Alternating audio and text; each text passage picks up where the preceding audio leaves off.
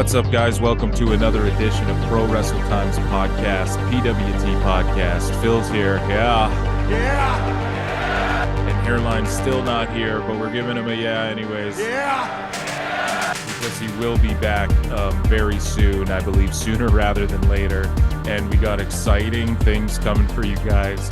Not only is there a positive Hairline update, but there's, I don't know, it's very good, but we'll get into all that in a second, because if he was here, he'd give me the old Ric Flair thumb to the eyeball if I did not plug the Patreon. So patreon.com/ProWrestleTimes. Shout out Ashley V, Mark Q the Mark, and Rico, Ricardo, Reggie Rodriguez for supporting us on the Patreon. Guys, become a member on our Patreon. There's exclusive content, hours of extra bonus content, hours more in the bank that I'm currently editing and uploading. And actually, it's not really that edited. That's the beauty part of it. We just throw it up there, and it's watch along. We're drinking, we're smoking, we're having a good time. And I don't know, we're reviewing every pay-per-view ever from every wrestling company ever, you know, other than like CMLL, because those are impossible to get your hands on as far as their old closed circuit stuff. But we review Inoki Ali, we do Botchamanias, we react to Aubrey Edwards, we do all sorts of stuff. But guys, we put clips of everything, the podcast and Patreon stuff, on Pro Wrestle Clips on YouTube, which is where we have a lot of subscribers. We're on the road to 1,000. Just to clear up any confusion, Pro Wrestle Times on YouTube is just our podcast channel for the podcast, right? I'd explain the ins and outs of it all. It's YouTube stuff. It's YouTube jargon, you know?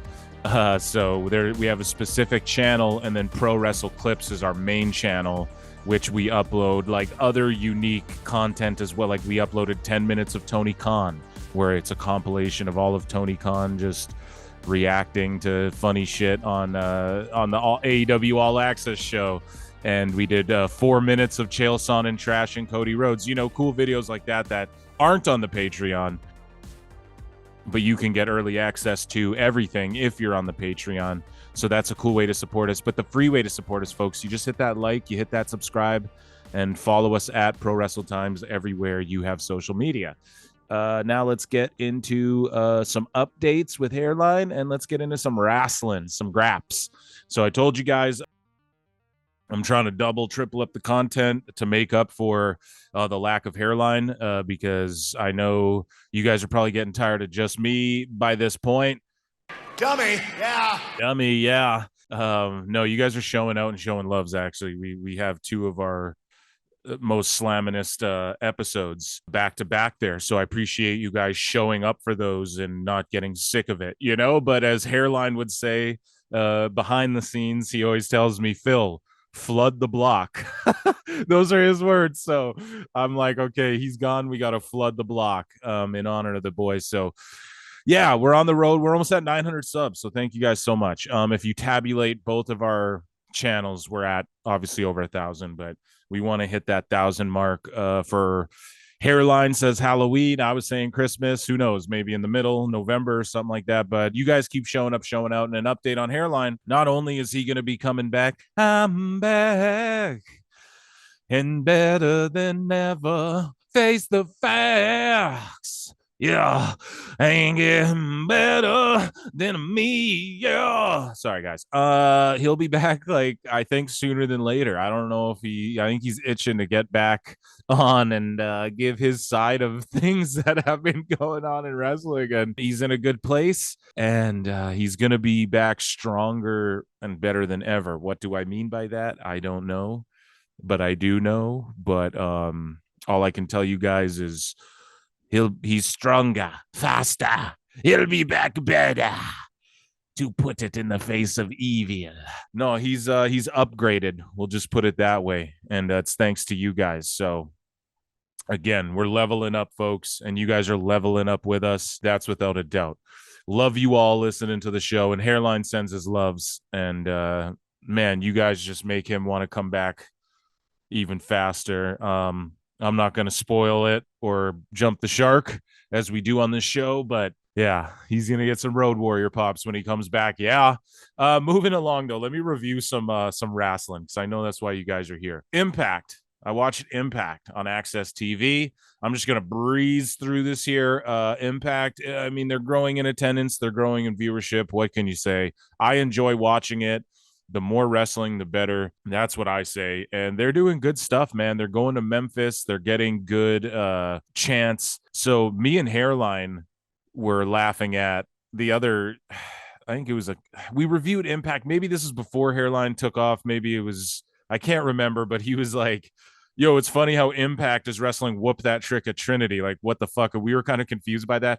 I didn't realize though they taped, I think, like 2 or 3 or 4 episodes of Impact in Memphis. So obviously that's what they do there. And so I guess Memphis wrestling fans have just adopted that as a fucking chant. I don't know if they chant that at football games or what. Someone dummy me up in the comments. Dummy, yeah.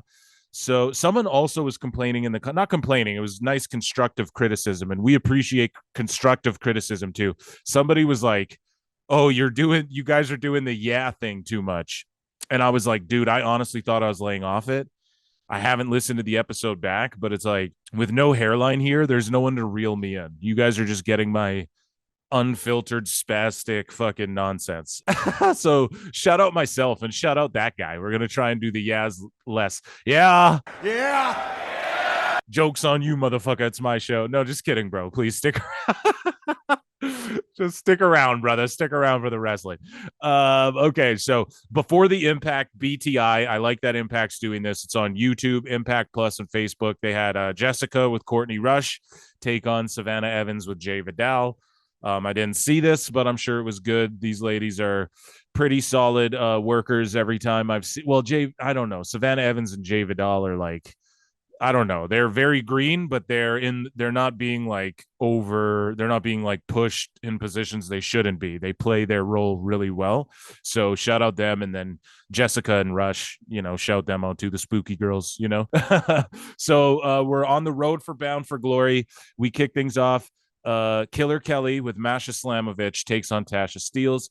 Tasha Steelz, they really see something in her. I don't see it yet, but I'm giving it a shot, and she's kind of teaming up with Purrazzo, so it seems like her and Purrazzo are going to take on MK Ultra. Killer Kelly and Masha Slamovich are, I don't know, my two favorite girls, I think, on the roster in Impact. So I hope they defend the belts, but MK Ultra, they're the shit. Shout them out. This match was whatever, I wasn't super into it. I don't know, whatever. They got to win me over. I'm super into Purrazzo, but this Steelz girl, she's got to win me over here. But either way, Jay Vidal and Giselle Shaw get into it. Gia Miller interviews Jonathan Gresham. He's like, yeah, fuck you. I did cheat to beat Mike Bailey. So I don't know. He's compromised himself. So we have Tommy Dreamer calls out Crazy Steve. He cuts this promo. This shit was fucking hilarious. He does this promo like, yo, dude, we're friends in the lot. Like, you're blind. So Hairline was telling me, Crazy Steve's blind and he works based off sound and shadows or like movements and shit. I did not know that. But Tommy Dreamer says it on the show. So shout out Hairline, premoniting. What would be the word? Seeing the future. Let's just say it in layman's terms. So Tommy Dreamer cuts this promo, yo, Steve is blind and his dad and my dad went blind, and Steve told me, oh, I've never driven a car. And so I took him out in a parking lot and we were drunk and I gave him the keys and I let him drive my car and da-da-da. And Steve's crying and they hug each other.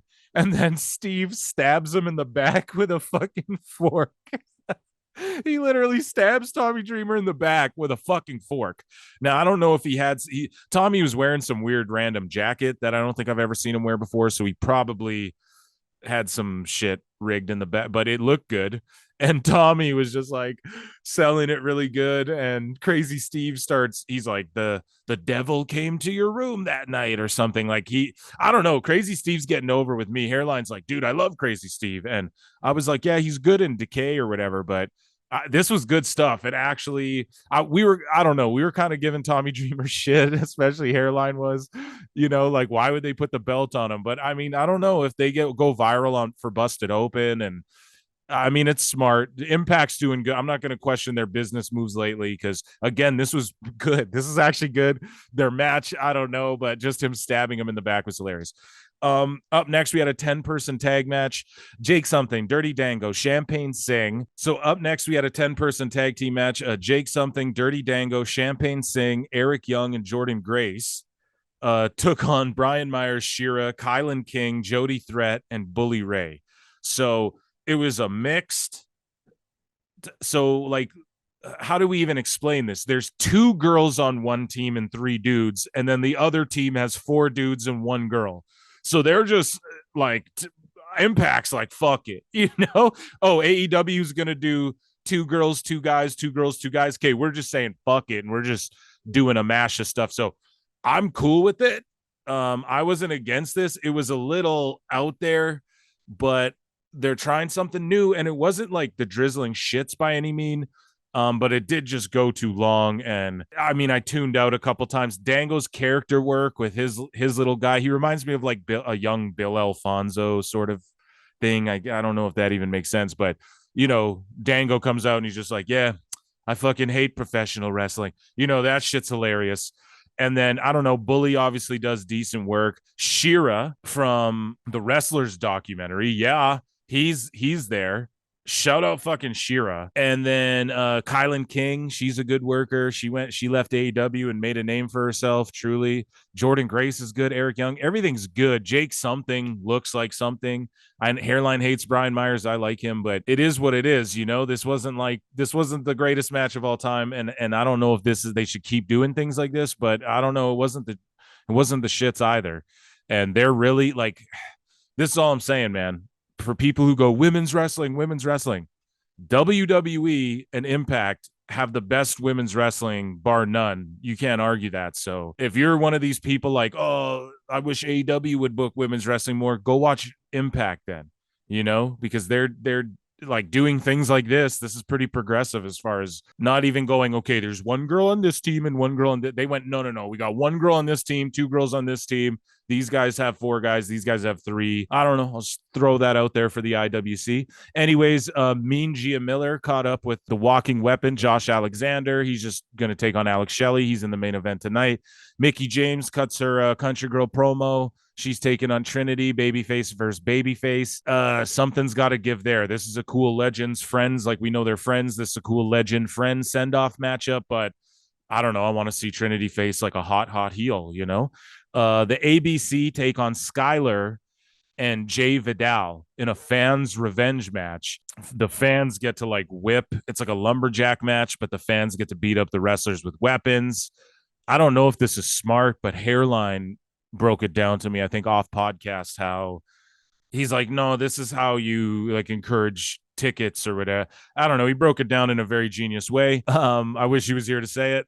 He will be, I think, sooner than later. I'm sure he'll bring it up. But yeah, this was like, I was compelled just by watching the fans surrounding the ring and whipping people. Again, this wasn't like the greatest thing ever, but the ABC, man, these guys are great. They're great. They're great in Impact. I think they reigned with the titles. They reigned in New Japan. I think it's time they go AEW, but I think they would just flounder and they wouldn't stand out because there's other teams, they don't push people correctly. I think if they went to NXT, they'd be the top of the top. And who knows, man? I know maybe that's not in the books. Who knows what their contracts are like? But ABC, I think it's time, bro. You guys get out of there. Go to AEW or go to try and go to NXT.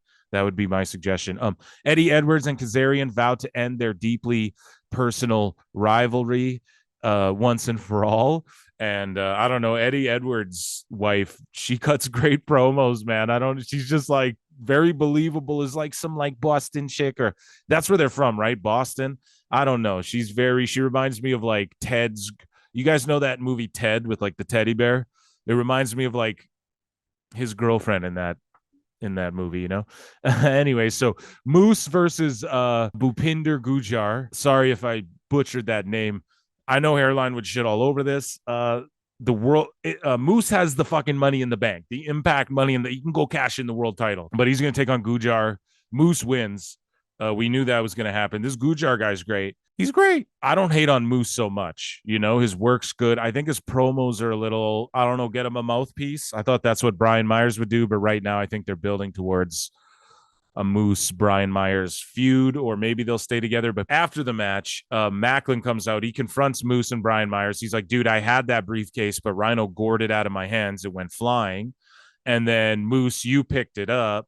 And then he starts going, yo, Bully Ray's gone soft. He'll turn on you at any moment. And then fucking PCO comes out. He fucking starts attacking these guys. Everyone's out of the ring. I don't know. PCO comes out like Undertaker. The lightning strikes, but bow, bow. And then Macklin's retreating up the ramp. Rhino gores him again. Cool. You know, they got some guys. ABC say that they're going to challenge for the Impact titles at Bound for Glory, but they don't know who their opponents will be. Santino Marella says next week the Rascals will defend against Swan and Callahan. I don't really care about that. So Chris Sabin says he's going to walk out as the X Division champion when he faces Kenta. I think he does walk out with the title. Then it's announced MK Ultra will defend against Steels and Perazo. So now in our main event, we get Khan, who was Connor, I think, right? Yeah, in WWE as the part of the Ascension. And he's taking on Josh Alexander, the walking weapon. So basically, this match was whatever. The ref gets taken out. Alex Shelley's on commentary, and he's doing great work, great character work. He's really stepping up as world champ. Guys, I implore you to check out Impact. And now we're going to get Alexander versus Shelley in a perfect, in my fantasy scenario. You have Alexander win this belt back. I'm sorry. He's their best hand in the company. He's their best guy. I think you have him beat Alex Shelley. You have Shelley turn on Sabin, who defends his title against Kenta. You have Shelley and Sabin feud for the X division, and then they team up again and probably do their last whatever. I don't know if Sabin will get the world title again, but I could see them having Shelley go over and then maybe Sabin losing the belt if they can get Penta for a bit. It seems like either Kenta or Ospreay has to win, right? That, like, do they just put both of their guys over both of those guys? I don't know. We'll see, but we'll see. But I'm compelled and I'm pumped for Bound for Glory. But basically, yeah, Alexander hits the C4 spike to win. Alexander comes in and hits the shell shock, or pardon me, Alex Shelley comes in the ring, hits Alexander with the shell shock. Impact goes off the air. Nothing to knock your dick off, but I don't think this is the go home show actually, because Bound for Glory is not for a couple weeks. I think on October 21st. Yeah, so I actually fucked up, and there's more to come. So okay, we're tuning in to Impact next week, guys. So moving along to Rampage. This was obviously filmed after the Dynamite there in Stockton. So I mean, this show is absolutely just whatever. It's the random shit. Okay, let Tony Khan. I was hoping he'd just book random shit in Ring of Honor and then actually really try with AEW, but whatever. These are just basically like dark matches. This has become dark elevation, right? So we kick things off with an 8-man tag match. The Best Friends, Chuck Taylor and Trent Beretta, and the Hardys, Matt and Jeff, versus JAS without Jericho. So the AS, I guess. This match is whatever. Renee Paquette was interviewing, and Matt Hardy hit a twist of fate and Swanton bomb on Garcia, and then they're criticizing him like, all this guy does is wiggle his dink. And I'm like, yes, that's what I've been saying.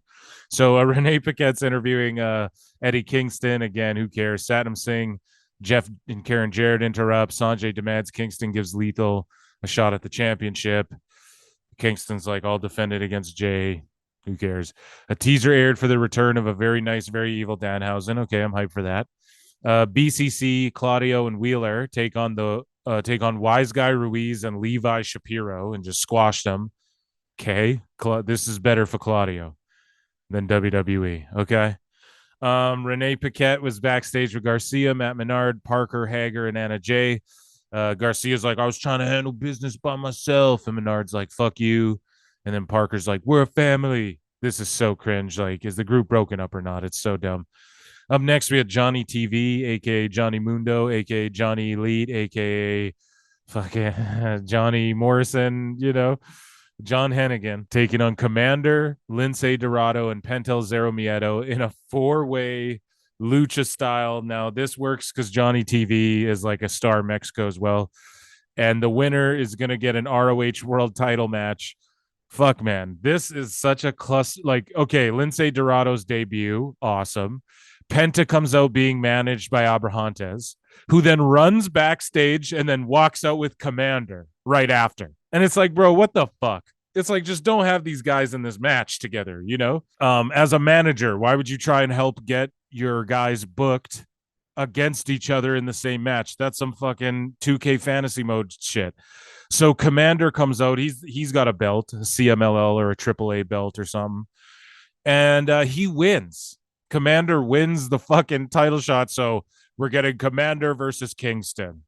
All right, for the Ring of Honor title. It's like, all right, dude, this is on AEW TV. Why? So Ortiz is backstage. He cuts a solid promo on Mike Santana. You know, he's like, you're still that kid crying, blah, blah, I'm gonna expose you, da-da-da. Okay. They're leaning into a work, shoot work, whatever. And then we got Statlander and Sheeta taking on Nyla Rose and Shafir. I mean, come on. It'll be great. I know how to book women's wrestling. It was what it was. You know, Statlander and Sheeta get the win over Marina, and shout out them, I guess. You know, that was Rampage. So let's move along to SmackDown. So we kick off SmackDown. Sorry, where were we? St. Louis, Missouri, and we kick things off in the ring. Paul Heyman or LA Knight comes out. Yeah, LA Knight. Yeah, dummy. Yeah. And Paul Heyman immediately hits the ring. He's like, yo, LA Knight's going to be the next big thing in this business. You've earned my attention, but the Bloodline's got something to do about it. So Jimmy comes down. Knight challenges Jimmy to a match. Jimmy accepts. Fucking Heyman's mad. Backstage, Judgment Day are walking, and they're on SmackDown, and JD's with them, and Priest's like, why is he here? And Ripley's like, I said he could be here. So she's calling the shots. We hit the ring. Charlotte Flair comes down.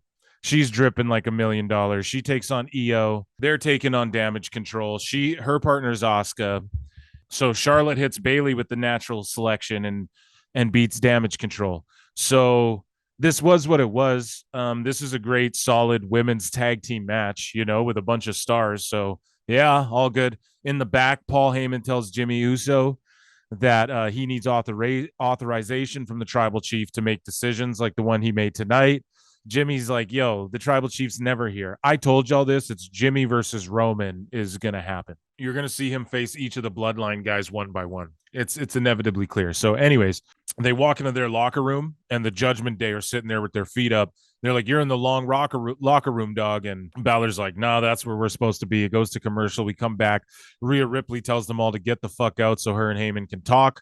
We go to the ring. Rey Mysterio with LWO took on Lashley with Dawkins and Ford. And this was a solid match. Two veterans, two legends in the game. Lashley cut fucking Rey in half with the spear and just bodied him and pinned him. Good, solid match. We go backstage.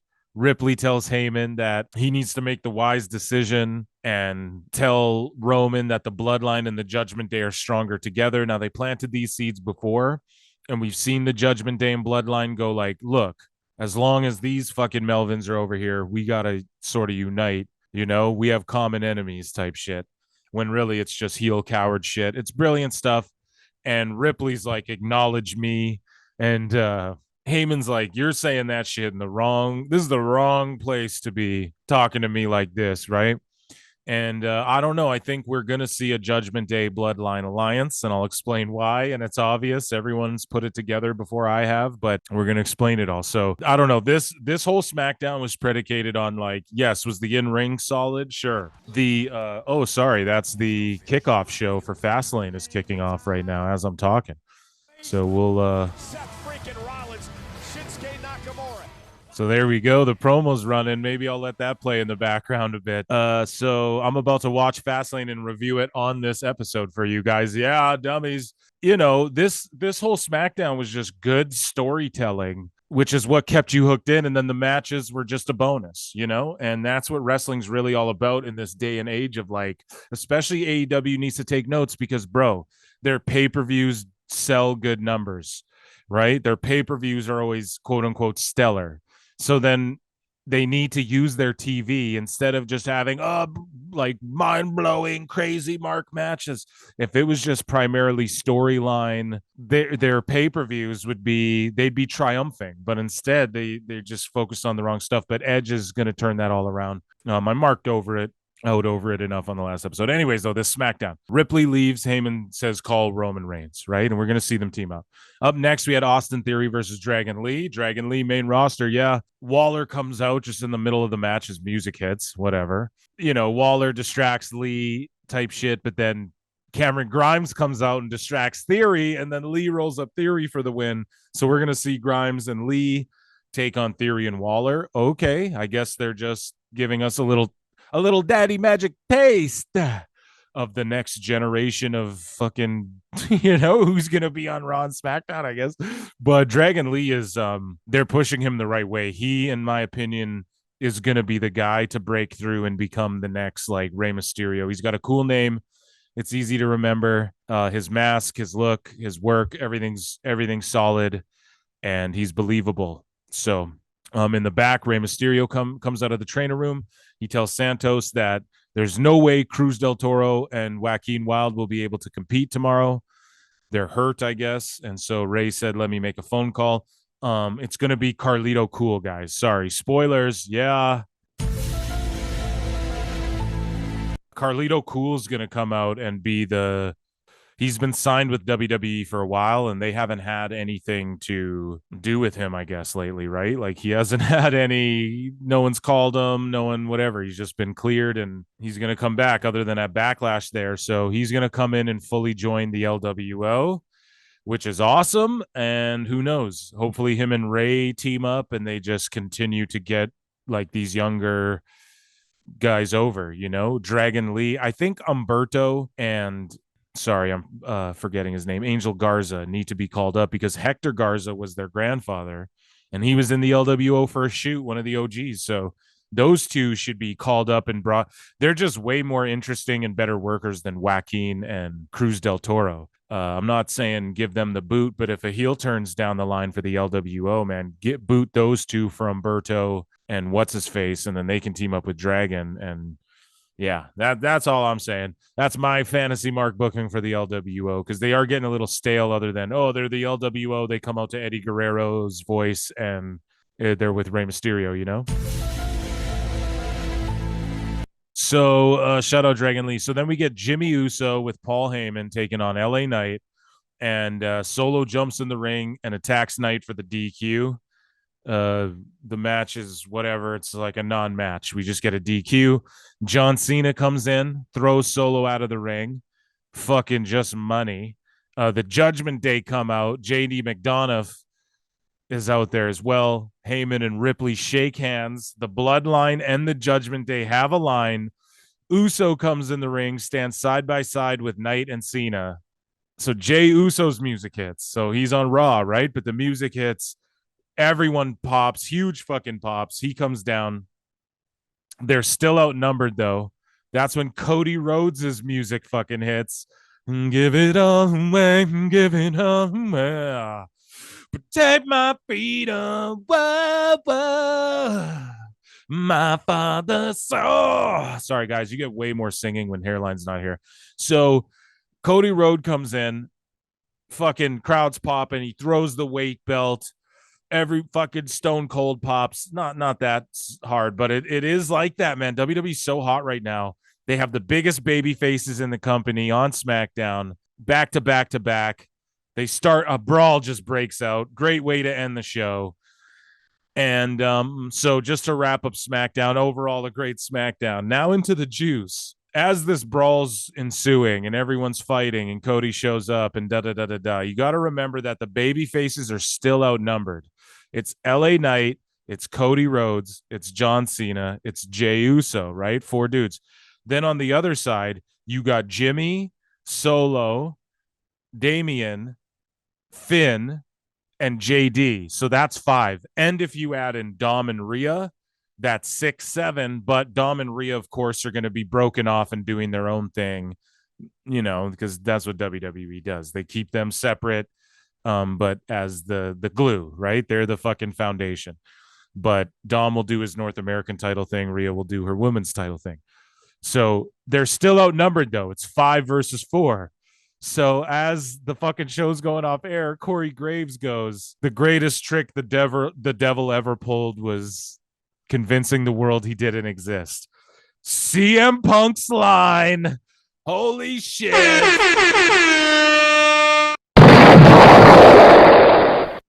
Fucking look in my eye. What do you see? Dude, he's teasing Punk. Survivor Series is in Chicago. We're probably going to get a War Games. Why? Because Cody calls the shots and his daddy invented the War Game. Daddy, or if he didn't invent it, he was the man who cultivated it. Daddy. So he's going to come in and be like, we want War Games. So that's awesome. Survivor Series is going to have a War Games. Who's going to be their 5th mystery man in Chicago? Look in my eyes. What do you see? Sorry, guys. I'm so sorry. Hairline, I'm like provoking him into a fight. He's going to fist fight me when he returns, and I can't wait. So, man, they wouldn't do that. WWE's notorious. They don't just do that shit unless there's something there. Right? They don't bring up New Japan unless Carl Anderson's going to drop the open weight title there. They don't quote shit unless there's possibility that a match could happen. They don't tease shit unless they're going to. Do you understand what I'm saying? WrestleMania's in Philly. Kevin Hart, I don't know, Rey Mysterio was just on.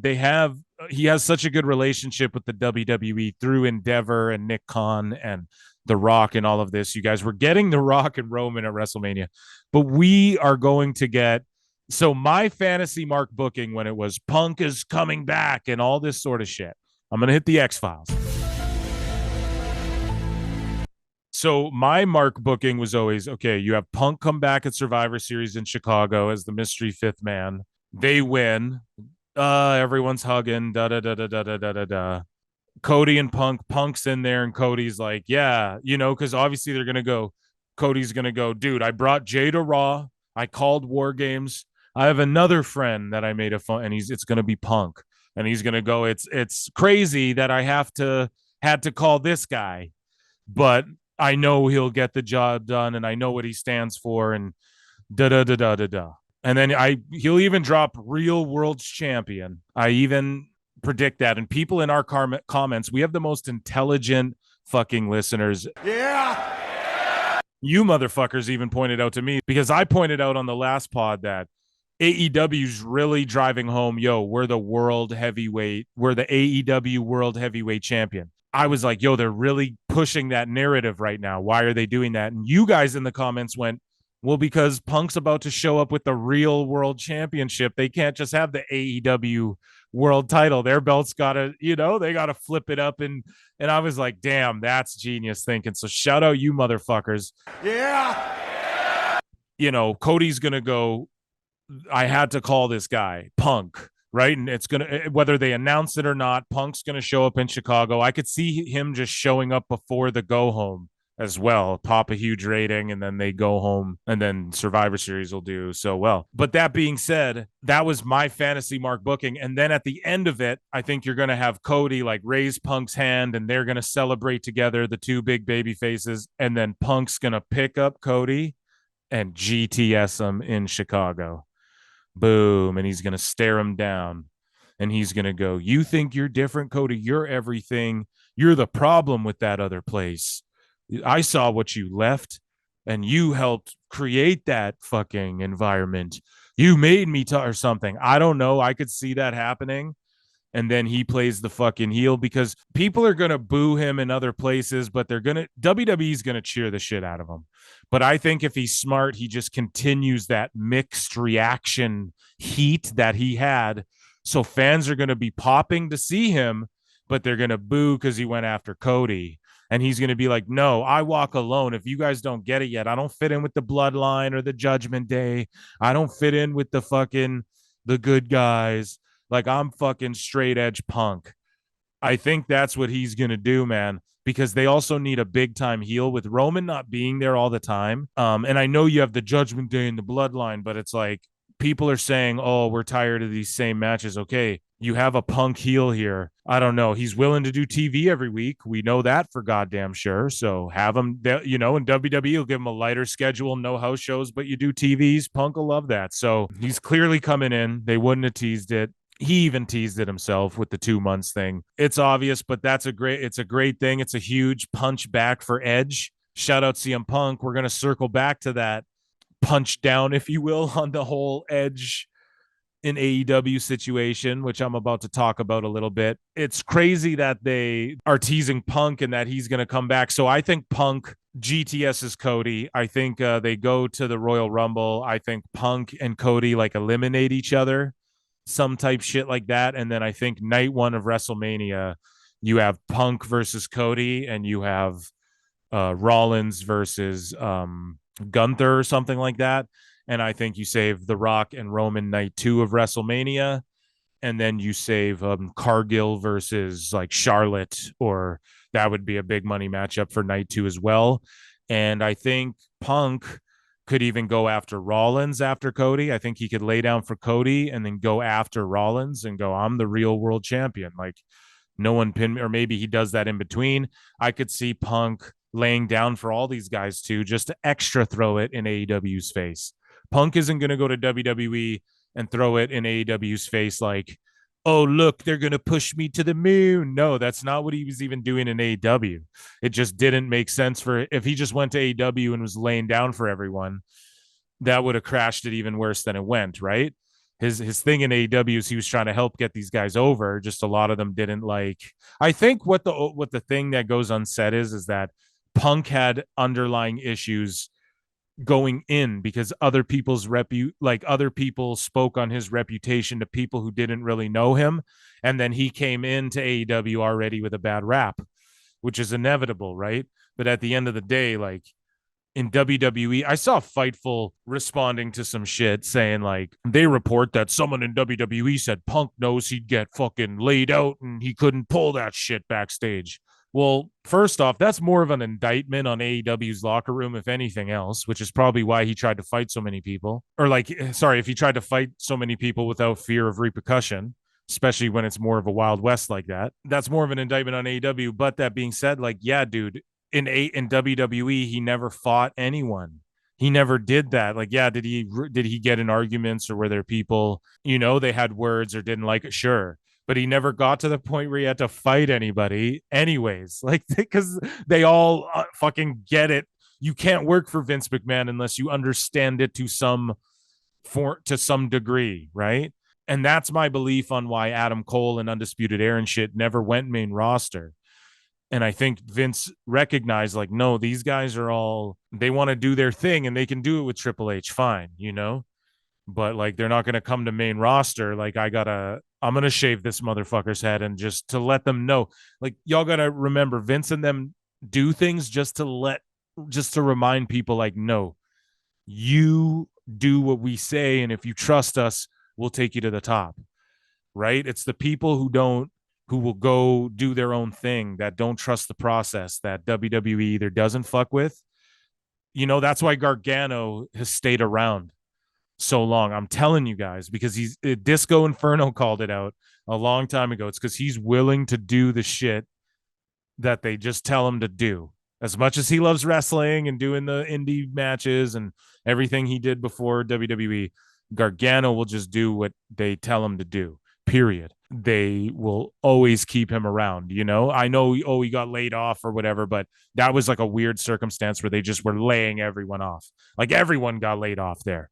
This last layoffs isn't the same thing. Like, you know, you can't be shocked that Dolph Ziggler got laid off. You cannot be shocked by that. If you are, dummy, yeah. Dummy, yeah. Because like Ziggler was like, he was just sitting at home for like how long on one of the biggest contracts in the company, probably. So that can't be a shock that they laid him off. But anyways, though, transitioning from SmackDown, they announced that next SmackDown is the season debut after Fastlane. So Roman Reigns is going to be on SmackDown. Fucking Punk was teased on this SmackDown. They announced that Triple H is going to be on SmackDown to have an announcement. And that's crazy enough as it is. I wonder what the announcement will be. I think it'll either be something menial, it'll be the debut of Jade Cargill, maybe the announcement of like we're changing the divisions and the titles or something like that, because there's speculation that Endeavor's interested in, they like the idea of like, no, bring back the cruiserweight division and have a heavyweight division. I think, they might unify the tag belts or something. Who knows? Either way, that SmackDown like is stacky. Speaking of stacky, they announced that AEW Title Tuesday, right, which we talked about before, Edge's debut match against Luchasaurus, and it's going head to head with NXT this upcoming week. So NXT booked Asuka. They booked Paul Heyman to be in Braun Breaker's corner. They booked John Cena. And on SmackDown, they teased The Undertaker. They played his fucking gong at the end of the NXT promo commercial. They played The Undertaker gong. So they literally booked The Undertaker, which is fucking insane for this NXT. And I just wrote some notes. I wrote, this is insane. I wrote, all of these people are melting down on X, formerly known as Twitter. And all the people who work for publications like Fightful and these other companies, they're supposed to be journalists. They're supposed to be objective, but really they're just activists and opinion writers who hide behind the facade of journalism in order to act like they're above people like me, who openly state that I'm just speaking subjective, educated opinion on my personal tastes and objective truths about numbers and shit like this, right? They're just mad at WWE. So I have to call these people out. And you people are supposed to be objective and report news, or your name is attached to outlets which are supposedly news based and objective based, but they're booing and tweeting out, freaking out on WWE competing with Edge's debut, right? So they're forcing AEW to compete. And I said this on the last show or the episode before. Isn't that what AEW wanted? They claim their competition, but then cry, and their fan base cries when they get treated as such. Are you competition or not? Because if you're competition, you cannot cry when you get treated like competition. WWE clearly treats them as competition, and you guys are triggered. Oh, they're clearly not. So you guys are just hanging on to semantics and promoters talking shit and saying, oh, no, we don't consider them competition. So they just talk shit, and clearly they do consider them competition, and they're going to snuff them out. And now, so what are you crying? So when Tony Khan said 85,000, it wasn't 85,000. So you're not crying and whining about his semantics, about lying about numbers, but you guys are mad that they lied and said AEW isn't competition when clearly they treat them as such.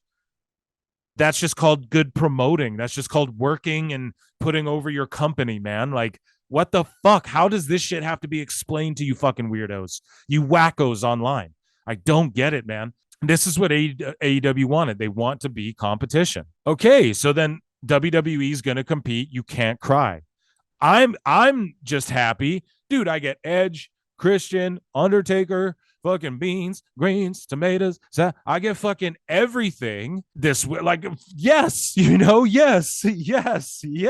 This is awesome. I'm like, we're really competing now. Now, WWE is going to fucking bear. NXT is going to swallow them. I wouldn't be shocked if they did 2 million. They stacked it. But beyond that, Nick Khan wants NXT to be the third brand. We've covered it to fucking nauseum on the show. And furthermore, AEW Dynamite got beat. Edge on Dynamite in that brilliant Dynamite this last week here that I thought was awesome. He got bodied by NXT. NXT's beating Dynamite in the ratings now with Shawn Michaels booking. So everyone Papa H and all the WAW smoking NXT. Now look, dude, we called it. NXT's beating fucking AEW in the ratings because they've just, even though Edge and Christian are going to do brilliant stuff, they've just garnered so much bad faith with the fans. They've garnered so much bad faith with the fans, and that's truly all that's happened. Like, even though Edge shows up, people just go, well, how long until he gets run off by the Bucks, or how long until Like it just doesn't matter. They've done too much. It's too little, too late now. I'm gonna talk about Collision and I'm gonna talk about Fastlane on this show before I wrap things up. So there's this gentleman named Billi Bhatti, right? And a lot of people hate this dude in the IWC, whatever. I don't. He has good fucking news, dude. He literally spoiled the fucking finish of WrestleMania where Vince pinned McAfee and all that. He called it like weeks before it was gonna happen. I was like, how the fuck would he know that even? You know, luckiest guess in the world or whatever. So I started listening to him. A lot of people hate him for all these other reasons. I don't pay attention to any of that shit. I gotta be honest. Just focus on wrestling. You guys know that. That aside, he did a show where recently where he brought up again, which this is something he brought up like I want to say a year or so ago, that Mox and Jericho. So okay, all the AEW stands, they just oogle and love Jericho and love Mox so much, and Mox is the he's the foundation. He holds it down for AEW. He's the goat and this and that, right? Billi Bhatti has said a handful of times that apparently Mox and Jericho both were going to leave AEW, but they didn't get their money matched. And so like he just says like, yo, I know you guys think these people like care about AEW and the cause and all this. He's like, but no, like Mox and Jericho were going to leave AEW. They just couldn't get their fucking money matched. And so they both decided to stay with AEW, you know, like they'll leave at the drop of a hat if it fucking suits them financially and shit. Like they know the truth about AEW and what it is and what it's like back there and stuff, but they just know how to fucking milk the money and stuff, which is okay, fair enough. And Jericho's a legend. He deserves to do that shit. He also laid out a scenario a long time ago where apparently when they were doing the whole, oh, is Punk going to AEW and all da da da da da, they apparently WWE and Roman Reigns talked about they wanted Moxley. So, okay, apparently it was like Jericho reached out to WWE and was like, yeah, I'll cross over and show up at the Rumble, like with my AEW music in my AEW gimmick and da da da da. Like when Mickey James came out, Impact champ and all that. Apparently Jericho had reached out to WWE and was like, yeah, I'll do this AEW thing. Like we're willing to do business. And WWE was keen on the idea. Roman Reigns said, well, hey, if it's going to be anyone, and Roman Reigns like has lots of pull, obviously. And he was like, well, if we're going to get anyone from AEW, why don't we get Mox and we do like a Rollins, Roman, Mox fucking reunion and we'll bring him in as Mox with his music and all that shit. We'll bring him in and we'll do like the Shield reunion in the Rumble and then we'll do whatever Jericho is going to do, but with Mox. But then apparently they said AEW is like, well, no, we're not. We won't do Mox. Like you can do Jericho, but we will not do that with Mox, right? So then WWE was like, okay, well, like we'll do it with Jericho then. And then apparently Jericho was like, well, no, fuck that. Like you wanted Mox and not me? Well, fuck that. I'll just stay with it. I won't do it then. But apparently that's what was going on behind the scenes. Now, this is all according to Billi Bhatti, and I may have gotten a couple details wrong. So to sum it up, basically, Roman and WWE were like, yeah, we'll have Jericho come in the Rumble. And Roman was like, well, how about we do Mox? And WWE's like, sure. And then AEW is like, well, we won't do Mox, we'll do Jericho. Then Jericho's like, well, if you're not going to do, well, if you even considered Mox, fuck you, you don't get me. And then after that, they reneged money as well and were willing to go back. So I just wanted to cover that on this pod and say, don't be shocked if we get a lot of people jumping back and forth like TNA style, but that doesn't mean TNA is going to start fucking smoking WWE. I'm sorry, guys. Like Tony Khan he fumbled too many good chances. Now I'm going to keep watching, but I'm sorry, guys. AEW, I just think there's nothing that's going to, like, Tony can throw as much money as he wants at this. I just think it is what it is, but I'm going to be more optimistic as far as like, just when I review it, I'm going to really, really go hard and put over the things I like because I do that for Impact, like Impact, I go, oh, well, they're trying, so now it's for me, AEW is in that category of wrestling. Okay. Until they show me otherwise. Yeah. So that's basically why I bring that up. And I think the wrestlers look at it that way as well. So don't shit on me. AEW stands, don't come in here shitting on me. I'm an AEW stand too. But don't come in here and get mad at me. And I wanted to justify by saying, look, even your favorites, they will leave at the drop of a dime. So you guys, they're going to do what's best for them and their families. Just be happy. Don't make fun of Edge and shit on Edge. Well, do what you want, but don't be cringe about it. Like Edge fucking is doing, his daughter told him, go have fun with Uncle Jay. You can't be mad at that. Go have fun and get paid and be with your uncle and, do whatever I want for millions of dollars and make my kids happy. I mean, that is worth more than anything, right? That's my little spiel on that. And yeah, I'm going to get into Collision and Fastlane here in a bit. So what's up, guys? I'm back for my little break. So I had cut off just a second ago for you guys, but a day ago for me. The kickoff started as I was giving my last review. And I said, hey, I'm going to take a break now. I'm going to watch Collision and Fastlane. And then I'm going to come back the next day and review those for you guys and package it all in one episode. So this beginning of this episode started yesterday. The second half starts on a new day, a bright day, a fresh day. And we all know that new days rock. Yeah, dummy. Yeah. But guys, I have a surprise for you halfway through the motherfucking episode and barely 1 week, I guess just over 1 week into October, I present to you guys the returning Hairline's back to record and review motherfucking Fastlane and Collision with you guys. Yeah. Yeah. And not only is Hairline back, but I teased it. Hairline, you're back. Give him a yeah. Let him know you're motherfucking here. And I told you guys he'd be back and better than ever. Face the face. Hairline.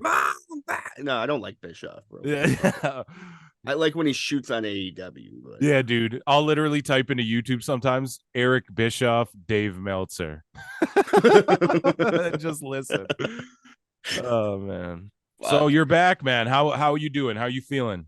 Could be better, but, it is what it is. You guys went through some life-changing shit. You know what I'm saying? It's kind of what Phil said there. Don't be a mark. Just respect my privacy. Yeah. But I did what I could.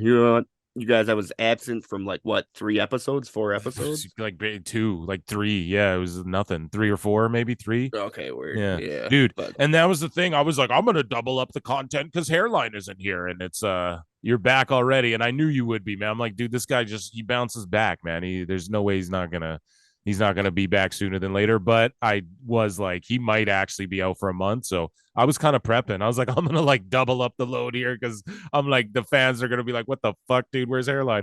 So I don't know. You're back. Let's go. Yep. New mic. New mic. Yeah. If you guys can't tell his audio, he's back and better than ever with me. Yeah. PWT. Yeah. Dude, I'm fucking pumped if you guys can't tell. I'm happier than a pig in shit. And guess what, folks? Hairline watched Collision. And he watched Fastlane. And he's going to review them with us. Yeah. Yeah. The podcast host is back. Yeah, dude. So let's get into the fucking show, I guess, man. Let's get into Collision here. Hairline, and since Hairline's been a little absent there, I've been kind of breezing through the reviews. Hairline's back in bed than never. Just kidding. Sorry, guys. You got to hear me sing every time. Yeah.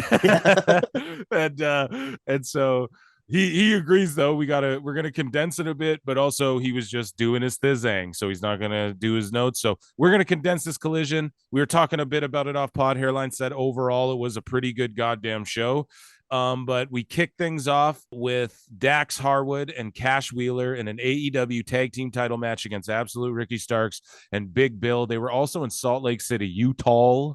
I could not believe that FTR just dropped the belts. To me, I told Hairline off pod, I was like, I was tuning out, and I love FTR and I love Big Bill and Starks, but I was like, oh, Starks is just going to lose because Big Bill and him are basically glorified jobbers at this point, and they already wrestled. So your thoughts on this match, and we'll get into the reason why they may have dropped the titles that the dirt sheets are talking about. Okay, so correct fucking Collision and Fastlane were going at the same time, right? Yep. Am I correct here that the belts changed on Fastlane. Yep, Right? in the first match, and then on Collision, the belts changed in the first match. Right, but which one started first? I'm not like this is all speculation, but is it like Tony was watching, was like, oh yeah, if No, no, they're hot shining the I belt. think the matches were on at the same time, and the dirt sheets are speculating that I guess FTR are signed through till 2027. Apparently, they have deals till 2027, and like they're That's just rough. hurt. Like Cash is injured, like they both have injuries or something. Like for shoot, because they cut a promo at the start of the show where they're like, "Yo, Yeah, torn, whatever, this and that." my ribs, Yeah, I think they're my both shoot daughter. hurt. So, yeah. So I don't know. He won with the spear too. Hairline like was like, "How'd you like him winning the belt with the spear?" Because I'm like, dude, enough spears. I hate the spear. I don't know. I like the spear when Adam Copeland does it. Wait, hold Man. on, Hairline. You've been gone. Before we move along with this collision, your thoughts on Edge and Adam Copeland, whatever you want to call him, showing up. Your thoughts on his music going, "You think you know him." I told that to my Yeah, it's little like, brother. He bursted out laughing. He's like, "You can't be serious." And then he still has his theme. What do you think of his debut and all that shit, dude? yeah. So I read on the interwebs that that's actually Beth Phoenix doing that line. So I guess that's cute in a Yeah. way, but it's Yeah. also very fucking, I don't know, whatever, man. I don't it's not cringe, but it's like, I don't know. It's like fucking it's like that annoying couples that wear matching clothes out. You know what I'm saying? Yeah, dude. Right. Yeah, Uh, so it's like that. Man, I'm the guy that beat a dead horse and was like, Edge isn't going to AEW. Edge isn't going to AEW. I right. was wrong. You know what I'm saying? I'm pretty sure I owe you some money now. Oh I just fuck don't yeah, remember. we'll figure that out. Whatever. Yeah, we But got to figure that out. no, no. But I ate my own shit on that one too because I was like, it's the only place to do it is All In, and then you ate your own shit because I was like, I think he will show up at some time because it's still the signs were all pointing to that, but it wasn't when Right. we thought, and then you were wrong, but I was right. But how did we know? But I was wrong about. I was like, I bet they let him use his actual like Edge, but Right. no, they were like, fuck you. So Well, okay, so like my initial like what I have to say about that is all like, oh, WWE's the villain, WWE's awful, but like here they are going, oh my god, it's Edge, and it came the out to most his actual music. WWE guy ever. His name's Yeah, literally rated our superstar. You know, like he's a WWE superstar. That's his whole gimmick. Like, it's funny to me as well. And think about what he's gonna do this whole time is use psychology, good pacing, da da da da. That's how right, he's right. gonna get over, and they're gonna praise it. Him and Christian are gonna do a bunch of WWE shit, and they're gonna praise it as the best shit ever. And I've been praising it as some of the best shit in AEW's history, and it's it's WWE shit, you know. Right. So So I don't I know. didn't watch his debut, but I watched his Dynamite debut where what Christian told him to fuck off or whatever, right? Yeah, yeah, go fuck Yeah, it yourself, was edited. Nick Wayne in a pterodactyl mask. dude. Boom. Yes, you're on to something, dude. That's coming too. It wouldn't shock me at this point. And so, what do you think about? I think I may have spoke about earlier in the show where NXT beat Edge's Dynamite debut in the fucking ratings. So, do That's you? fucked. What I think that it's just bad faith. I think it's just there's no more good faith left in AEW that they're going to make compelling television, and so the people who are going to watch it are going to watch it, and everyone else, I might check it out. Doesn't matter who's on it because they're just going to come do some dumb shit. Is that what you think? Would you agree with that, or what's your assessment of that? It's more or less like crying wolf. You know what I'm saying? It's all like, oh, we're doing great. And then you watch it and it's all like, this is ass. And then here's Tony. Oh, it's great. You Yeah, watch it again. So it's like by the 80th, it's great. He's all like, oh no, Edge is here, new era. And it's all yeah, like, here I am checking out the new era, but it's all like, I got a shitty taste in my mouth at this point, dude. And but and like, and doesn't it cringe you out how like I was talking about by myself because I was lonely, so yeah, lonely. Hairline's back though, dead ass. Emotional damage.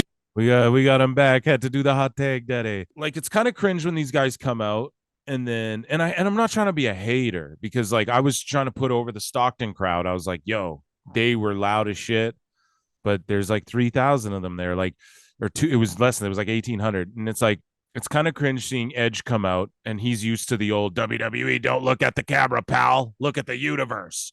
So he's trying to face. So these guys don't even know to face the fucking camera when they come into the company. You know, like when Punk came in, he had the whole building sold out. Edge comes in, there's 2,000 people maybe.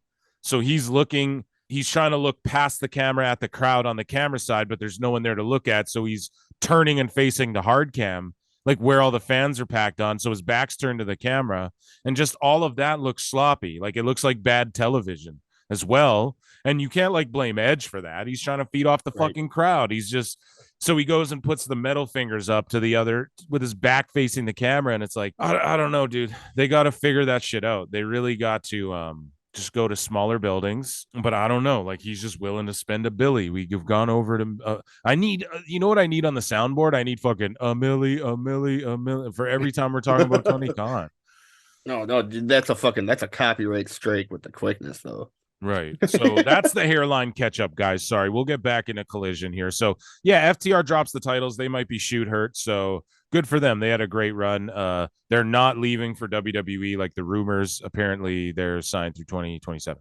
So American Dragon Bryan Danielson takes on Kyle Fletcher. I was saying earlier in the pod, I see what they see in this kid, but yeah, like I don't get the point in him when you have a Nick Wayne, you have a Hook, you have all these different guys like that are the young stars upcoming. Like you have to focus on a couple of those guys, right? Like on SmackDown, it's fucking Waller and it's Theory. Those are the guys. They're going to go through their trials and tribulations. You're going to take your time, get us invested in them, right? Like what's the point of Kyle Fletcher when you have Nick Wayne? Well, what do you mean by that? Well, dude, it's just their ring gear, their aesthetic, what they're doing in the ring, you know? Like, okay, these guys can sell good and know where to be and they get how to wrestle. But that doesn't mean shit. You need me to get invested in who they are as people. And we don't get that. We don't get to do that. I was talking with Hairline off pod, like all of a sudden randomly in the show, they just start naming off 15 matches that are happening over the next 3 shows of AEW. And it's like what makes you guys think, oh my God, like who does that appeal to? Just this small group of fucking people. Right. Now, yes, I like dream match. I'm a mark and I just like watching wrestling and hearing the sound of the canvas clack and people hit the ropes and just talking about the business. I fucking enjoy that shit. I'm watching wrestlers on Netflix for the second time around, right? I just enjoy wrestling. So I'm a mark and I'll go for that, right? But you just take yourself out of it. How am I supposed to care about any of this? And even I'm saying this, like, how the fuck am I supposed to care when you just rattle off 40 matches over the course of 3 different shows and none of them mean shit? Like, what? Tell me why I'm supposed to care about any of these matchups. Why am I supposed to care about Fletcher going to the limit with Danielson? Because he fucking, that's who Danielson in his dream run wants to fantasy mark book himself against. Danielson's cutting a promo. He's a tough kid, the toughest kid. Well, don't you say that about Yuta every week? Why? So isn't Garcia the guy who tapped you out? So why are we just like, why are these like, you're just you guys have to understand on a grand scale, right? Oh, awesome. Danielson gets to do his thing, get paid lots of money to wrestle whoever. Good for him. But if you're running a business or you're trying to, quote, compete with WWE, bro, this is not how you do it. Like Danielson can't be being taken to the limit by a tag team wrestler who you've tried to establish as a tag guy. And now you're just throwing him with Takeshita. Isn't Takeshita and them friends with Danielson? Why is Danielson fighting a guy who I thought they're friends with the Callis family? The fuck is going on? That's my rant. But like, you can't, yes, is Kyle Fletcher a good hand? Yes. Is he a great young, bright future? Yes. Does AEW have 12 guys that are the same thing? And do I care about any of them? Yes and no, because what is there to care about any of them? So sorry, that's my rant, Hairline. You go ahead. I know you got stuff to say about that. So what, I guess I'll start with what happened to the Butcher's little brother. He got injured, I believe. If I had to think, he's one of those guys who looks like he's got wear and tear on his body already. You go ahead. So like he got injured in the FTR match? Or? Probably. I had to assume, yeah. Man, multiple injuries, yeah. Well, it's just like, I guess I will start with like these guys need to fucking take some time off. You're in AEW now, so like the original. Okay, I'm kind of rambling here, and I apologize, guys. I So just it's all like, rambled. You oh, go ahead.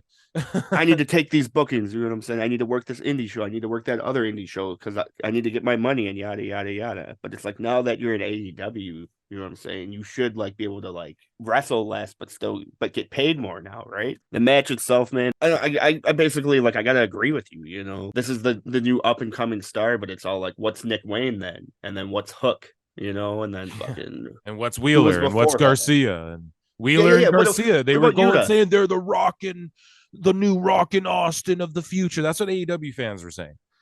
Yeah, It's what crazy. wasn't use like it was useless versus fucking Daniel Bryan like a couple years ago, right? Like Right. that was No, his no, right, dude. And Brian, this is what I mean. And Garcia tapped Brian out with his finish, and now Garcia's finish is called the Dragon Tamer because he oh, that's tamed the sick. dragon with it. Yeah, that's cool. Yeah, but what did it do now?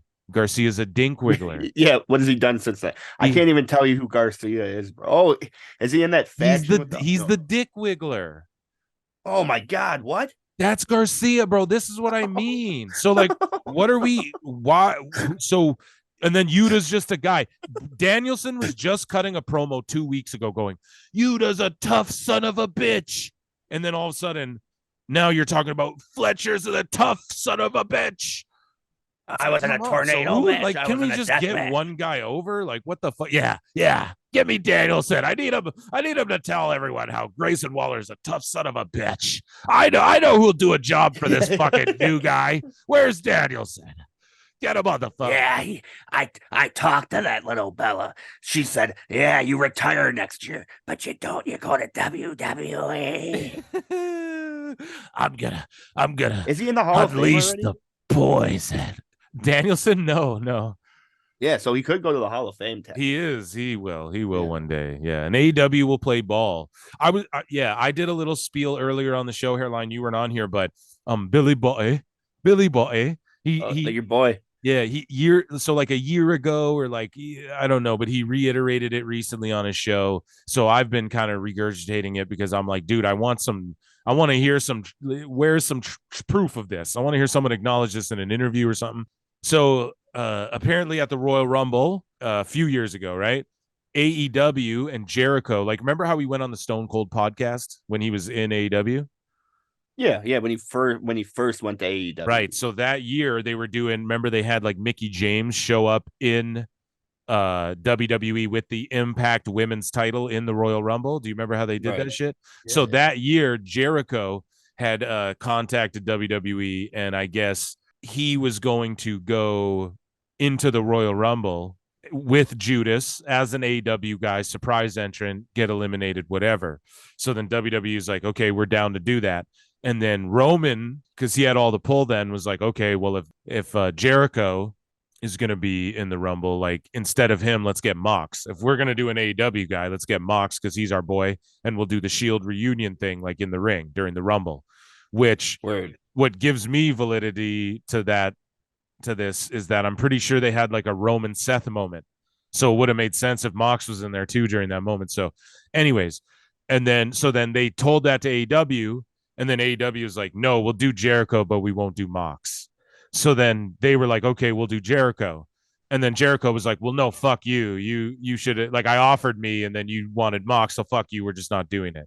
So apparently that's what happened. And apparently also when Mox and Jericho's deals first ran up with AEW, Jericho tried to sign with WWE and Mox also tried to sign back with WWE as Mox, but they just couldn't match the money that Tony Khan was offering. So they both re-signed with AEW. But the reason I brought this up was because like Billi Bhatti pointed out. Well, Billi Bhatti pointed out, he's like, yo, I know you think like these wrestlers are like, you guys are all like, oh, Mox is the GOAT. You put it like just because he's like, oh, down with the cause and all this. He's like, but don't get it twisted. Like these guys will leave for more money too. They know what AEW is. They just won't. Business. Yeah, they just won't fucking say it because they're just getting money from the money mark, you know? And so I don't know. Shout out fucking Billi Bhatti with that one because I find that so compelling. And I would, if anyone has access to interview Jericho or what, I would ask this question flat out. If I don't know if Jericho or Mox listens to the pod, but Tony Khan does. Yeah, he's in the Discord. Yeah, you're in the Discord. Please get us get us Mox Jericho interview. Anyways, though, it's review Collision. We're getting off topic because I just haven't had Hairline here in so long. God damn it. He's like, I'm not talking to myself. Yeah, dude. So Oh Bullet Club God. Gold, Juice Robinson, Austin, and Colton Gunn. These guys are all $1,000,000. They take on Yeah, Metalik, you forgot Gravity, and Switchboard. oh, Switchboard was sorry. there too, dog. How could I forget? I Thank botched. you. Yeah. And No, it's all so good. they took on Metalik, Gravity, and Angelico with Serpentico. So this match was whatever, bro. Obviously, BCG win, and then they cut a fucking promo. Your thoughts? So like the slow mo shit was like it was just funny. Who was that? That was Austin Gunn, right? It wasn't Gravity. It was Gravity's brother, right? Because Gravity wrestled Eddie Kingston, or I don't know, dude. I can't keep track of all the luchadors. Yeah. I'm pretty Commander sure one of wrestled them's Eddie from Kingston. NXT. I don't know, bro. I don't know. No, Axiom is the guy that they. Oh no, Metalik, Grand Metalik was in the Yeah, WWE yeah, for a yeah. He was while. from NXT. I Yeah, he thought. was Yeah. in Lucha House Party. No, he was main roster, bro. He Oh wrestled Rey shit! Yeah, he Mysterio and was. everything. Holy Yeah, crap! yeah. I Right, forgot about Lucha House Party. right. Well, dude, they also used in the number one contender match Lince Dorado, who was also in Lucha House Party. Wow. Yeah, so Holy crap. AEW shout them out. They're redoing Lucha House Party, I guess, on their show. So, anyways, So once again, like I just thought it was good heel work, man. Fucking like the guns, like get wrestling, and then Juice is on like a whole other level above everyone else, dude. Just like fucking, and it's he's like with Tony he, Storm, who's on a whole other level of everyone else. So right, yeah, oh I yeah, don't we'll know get to what that, they're dude. I waking can't up wait. and eating every morning, but goddamn, I'm on some of it. Yeah, I was telling you off pod, I was all like, this is absolute crap. I can't stand this card. Then Tony came out, and I was like, Tony made It's up for the rest of this card, bro, bro. yeah, I was like, Tony, but we'll get there, my bad. So yeah, true. fucking, it was like Juice tumbled outside of the ring, you know what I'm saying? And he hit the announce table, and it's like he quickly mumbled some shit to Nigel, you know Yeah, what I'm saying? It's just little things like that, man. Like, yeah. you know, No, just nothing's wasted. constantly the heel shit. Yeah, I Um, love. He's on another level. so like my only problem with like Lucha versus America. Okay, so like either everyone's got to wrestle American or everyone's got to wrestle Lucha. You know what I'm saying? Because it's like fucking doing a fucking I can't say the names. Right. The Huracarana Shupabadadada, Right, whatever the right. fuck that shit. Melding the two don't work as well. If you're gonna do the mixed American and lucha shit, I find if you have like an American style guy on one side and an American style guy on the other side, and then like luchas on both sides, then the two American guys can come in, work their holds and shit. Then when they tag out, you can have the luchas go. You know what I mean? Like I find that Right. style where yeah, unless you're Rey Mysterio, he's the only guy who can just he makes lucha work with anything, for whatever reason. So, anyways, though, we had an AEW World Trios Championship match. Again, just the Acclaimed defending their title against meaningless jobbers for no reason. They're just like the Acclaimed as a team. Like, this is what I mean with AEW. Oh, they're super fucking over. Let's just give them the tag belts and then like just have them do some meaningless shit basically with House of Black, and then they'll lose the belts, and then fucking we'll just give them the trios belts, and then they'll just do meaningless shit with like what was their story with House of Black? Oh, they threw Billy Gunn's boots in a trash compactor. Right, but at least that was something. Like what's going on here with this Right, but meat what? Oh, it's party? something. Okay, but it was still like a fucking Right, 1 out yeah, I of know. 10, 2 out of 10. And especially because right before that, they were trying to do the House of Black rules, and then they got rid of those, and then they brought them back at the end of the whole thing. And it's like, well, okay. And then now they're the trios champs, and then there's no storyline, there's no trios. The Bucks and Adam Page just win another set of 6-man titles, and then they're doing singles matches and doing tag matches. And then you have the 6-man champs just wrestling jobbers all the time.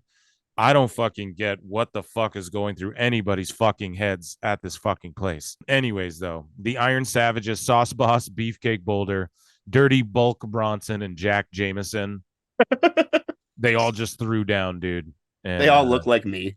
yeah, I could be in that faction. yeah, dude. They just beat the shit out of fucking Bowens, and then hot tag, da da da da.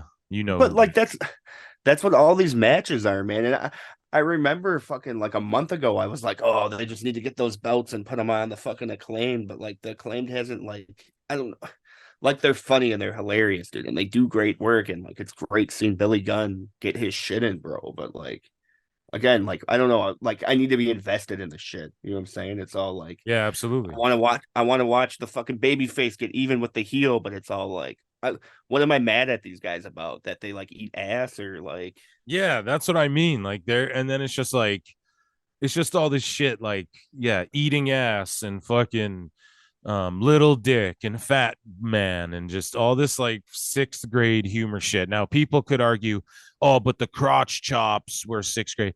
It was, but it wasn't. I mean, yeah, kids were doing that, and like yeah, not for sure. and like not everyone was doing that. Like just DX was doing that. And then also like, they had girls in the crowd pulling their titties out and stuff. Austin was flipping people, chugging beers. Like that's not sixth grader shit. But anyways, so Kiera Hogan takes on timeless Tony Storm. And I like Kiera Hogan. Tony Storm is like we just talked about a moment ago, $1 billion right now. She's just on another level. Her attire, the way her hair's done, her makeup. She just wears black with black boots, right? I said it's like Mildred Burke, but like not a one piece or whatever, right? Like she's in a two piece. That's the only difference. It's old school. Nigel McGuinness was like, she's audacious as Audrey Hepburn, as magnificent Right. as Marilyn Monroe. He's fucking just money, money, money. A film noir throwback. And yeah, she hands Kira a script. I don't know if you saw on Instagram, but it Yeah, was a yeah, yeah. real script, dude. Like, and she for sure wrote that herself. She had to have. I don't know. I love it. And this match Yeah, was it was great. timeless. Tony Storm saunters down to the ring and fucking, They everything's just black and white. Right. They just need to have her like drinking wine. It's just funny because she's like touching RJ City like inappropriately, sort of, like she like grabs Kira Hogan's butt and stuff, that's like part of the match is like her. Yeah, it's very, very early page shit. It's You just know what I'm like saying? drunken pop star, like, yeah, like Hollywood, like film noir, tits up. She says it to the crowd, like, I think it's time to slap some tits or whatever. Like, and she Right. chops her in the titties. Like, it's just so funny. Yeah, the Um, promo video was like perfect. And then what I liked in the match itself is she just kept yelling at her like, "I'm tongueless, damn it, I'm tongueless." And yeah, it's all like, Tony, we know. dude, it's brilliant stuff. So, and then Kiera's a great worker. I've always put her over, man. But Yeah, yeah, she did so good. yeah, she I thought finishes this was the her. match of the night, bro. Me too. Hip attack, pile driver. The Yeah, the crowd's hip going attack. crazy. They're cheering for Tony. So like breaking kayfabe and shit, like how do you protect someone on that move? You know what I'm What saying? Or is it just yeah. just you're eating that fucking hip? You know what I'm saying? Like just what you're ass to the face. what you're doing, like what a lot of people do is when you can see like they'll put their head sort of underneath the turnbuckle. So really it's like hip and ass is hitting the buckle and Ah, you look okay. like you're being but I don't know. Kiera did eat that one for the finish where it looked like a shoot to me. So I know Yeah, dude, it why was you're asking savage. the question. Yeah, it looked savage. I was like, holy fuck. So I don't know. I'll take Tony's booty splash any fucking day. But so Yeah, Renee willingly. gets backstage with Ruby Soho, and then Ruby just cuts a promo. She's got beef with Sheeta. It is what it is. She's getting a job. Your thoughts? I So don't know. okay, I don't know, man. So like the Outcasts are done now. Like it's just Ruby's No, on because her she own. was like, I don't need Soraya here to da da da da da. Yeah, I think Ruby and Soraya are gonna go at it eventually, right? So like I liked how Ruby wasn't necessarily playing the victim, but she was just kind of like, oh, I should have had this better under control. And it's Yeah, just like yeah, yeah. Jesus. I don't I know. don't I know, think man. Like fucking, I'm not invested in it yet. You know what I'm saying? It's yeah, all like I really don't care what happens to Gonzo, but I want to. I want to be invested. right. So then we had the main event, ROH World Championship match. Fuck me, man. Eddie Kingston versus Commander. Jim Ross joins the broadcast booth. I mean, yeah, Hairline, your thoughts, dude. You already know Eddie Kingston wins. He gets taken to the limit by Commander. So the guy who gets taken to the limit so the Ring of Honor World Champ gets taken to the limit by the AAA Cruiserweight Champ, who also beat Claudio, and Claudio's doing better here than in WWE, guys. Yeah, well, What the yeah, no fuck, shit, bro? man. I swear it was like the fans were the ones who were like, he needs to leave. And then he left. And what is he doing? You know what I mean? Like, bro, what the fuck? Yeah, This, so like go ahead. basically what you just said there, man. It's like Claudio could barely fucking take Eddie Kingston, but Eddie Kingston can barely take this cruiserweight. You know, It's a disgrace. Go ahead. well, like it would be cool if this wasn't like aired on TV. You know what I'm saying? If I didn't like, We're on if I Ring of couldn't like go Honor. back, Just keep Claudio out of it. There you go. There's an right? idea. Yeah. Fuck. I don't know, man. Yeah, I kind of fucking feel bad, extremely bad for Claudio at this point. And fucking even fucking JR said on commentary, like fucking his body's not the best, but he can sure kick your ass. And it was just Yeah, all dude. like, JR, you're trying, Doug. You're trying so hard, bro. What is there really to say about this? It's basically that Eddie Kingston fucking got taken to the limit by a cruiserweight, and that's nothing against fucking. No, I love cruiserweights. Like fucking some of my favorite shit was the SmackDown cruiserweight era. Is my favorite wrestling. So love them. Yeah, and like all that NXT shit is basically a bunch of cruiserweight matches. Cruiserweight You know what I'm division, saying? bro. So, Yeah. so it's not that, but it's just all like I'm supposed to believe that the cruiserweight can just fucking whip Ben and Jerry's all around the place like it's nothing. So the Rated R superstar Adam Copeland makes his Collision debut to respond to Christian. We talked about it before. He's fucking facing the wrong way and all this stuff, but whatever. He's like, I got to rewind a bit. For 9 years, I was told I could never do this again, but I'm standing here in an AEW ring. This is all brilliant shit. Thank God fucking Edge is trying. That's all I'll say. Hey, he's great on the mic. Dude. And then him and Christian, their money. They're going to do money shit. They're going to like hopefully draw a house together. They're going to wrestle each other, then team up, and then all that stuff. So that's great. It's great. I'm super happy for them, but it's like, it's just such a shame it's in front of this type of crowd that they've squandered already. Like people won't give this a chance because how bad they fucked up Punk. So all I got to say, dude, is shout out fucking Adam Copeland and Christian for trying to make this happen. They didn't need Nick Wayne and Luchasaurus to come out at the end and like stare him down, but I guess they just need Edge to like beat people up and spear people on TV a few times for highlight reels and shit. So I get that. I would book that too. But it just Right, but like didn't they go over on him? Like, right? Like it was Edge lane. Yeah. Oh yeah. And then Darby came out, bro, and fucking right. And then Darby got fucking massacred too, and then it's just they concertoed his arm, and we're gonna get Darby and Edge versus so we know what they're doing. But shout out Edge, man, get the bag. And this was good shit. If anything was good on the show, Tony Storm and this Edge shit is awesome. I didn't need all the schmoz after, but you need stuff on TV, so I'm not mad at that. I get it. You need shots of Edge doing shit in the ring.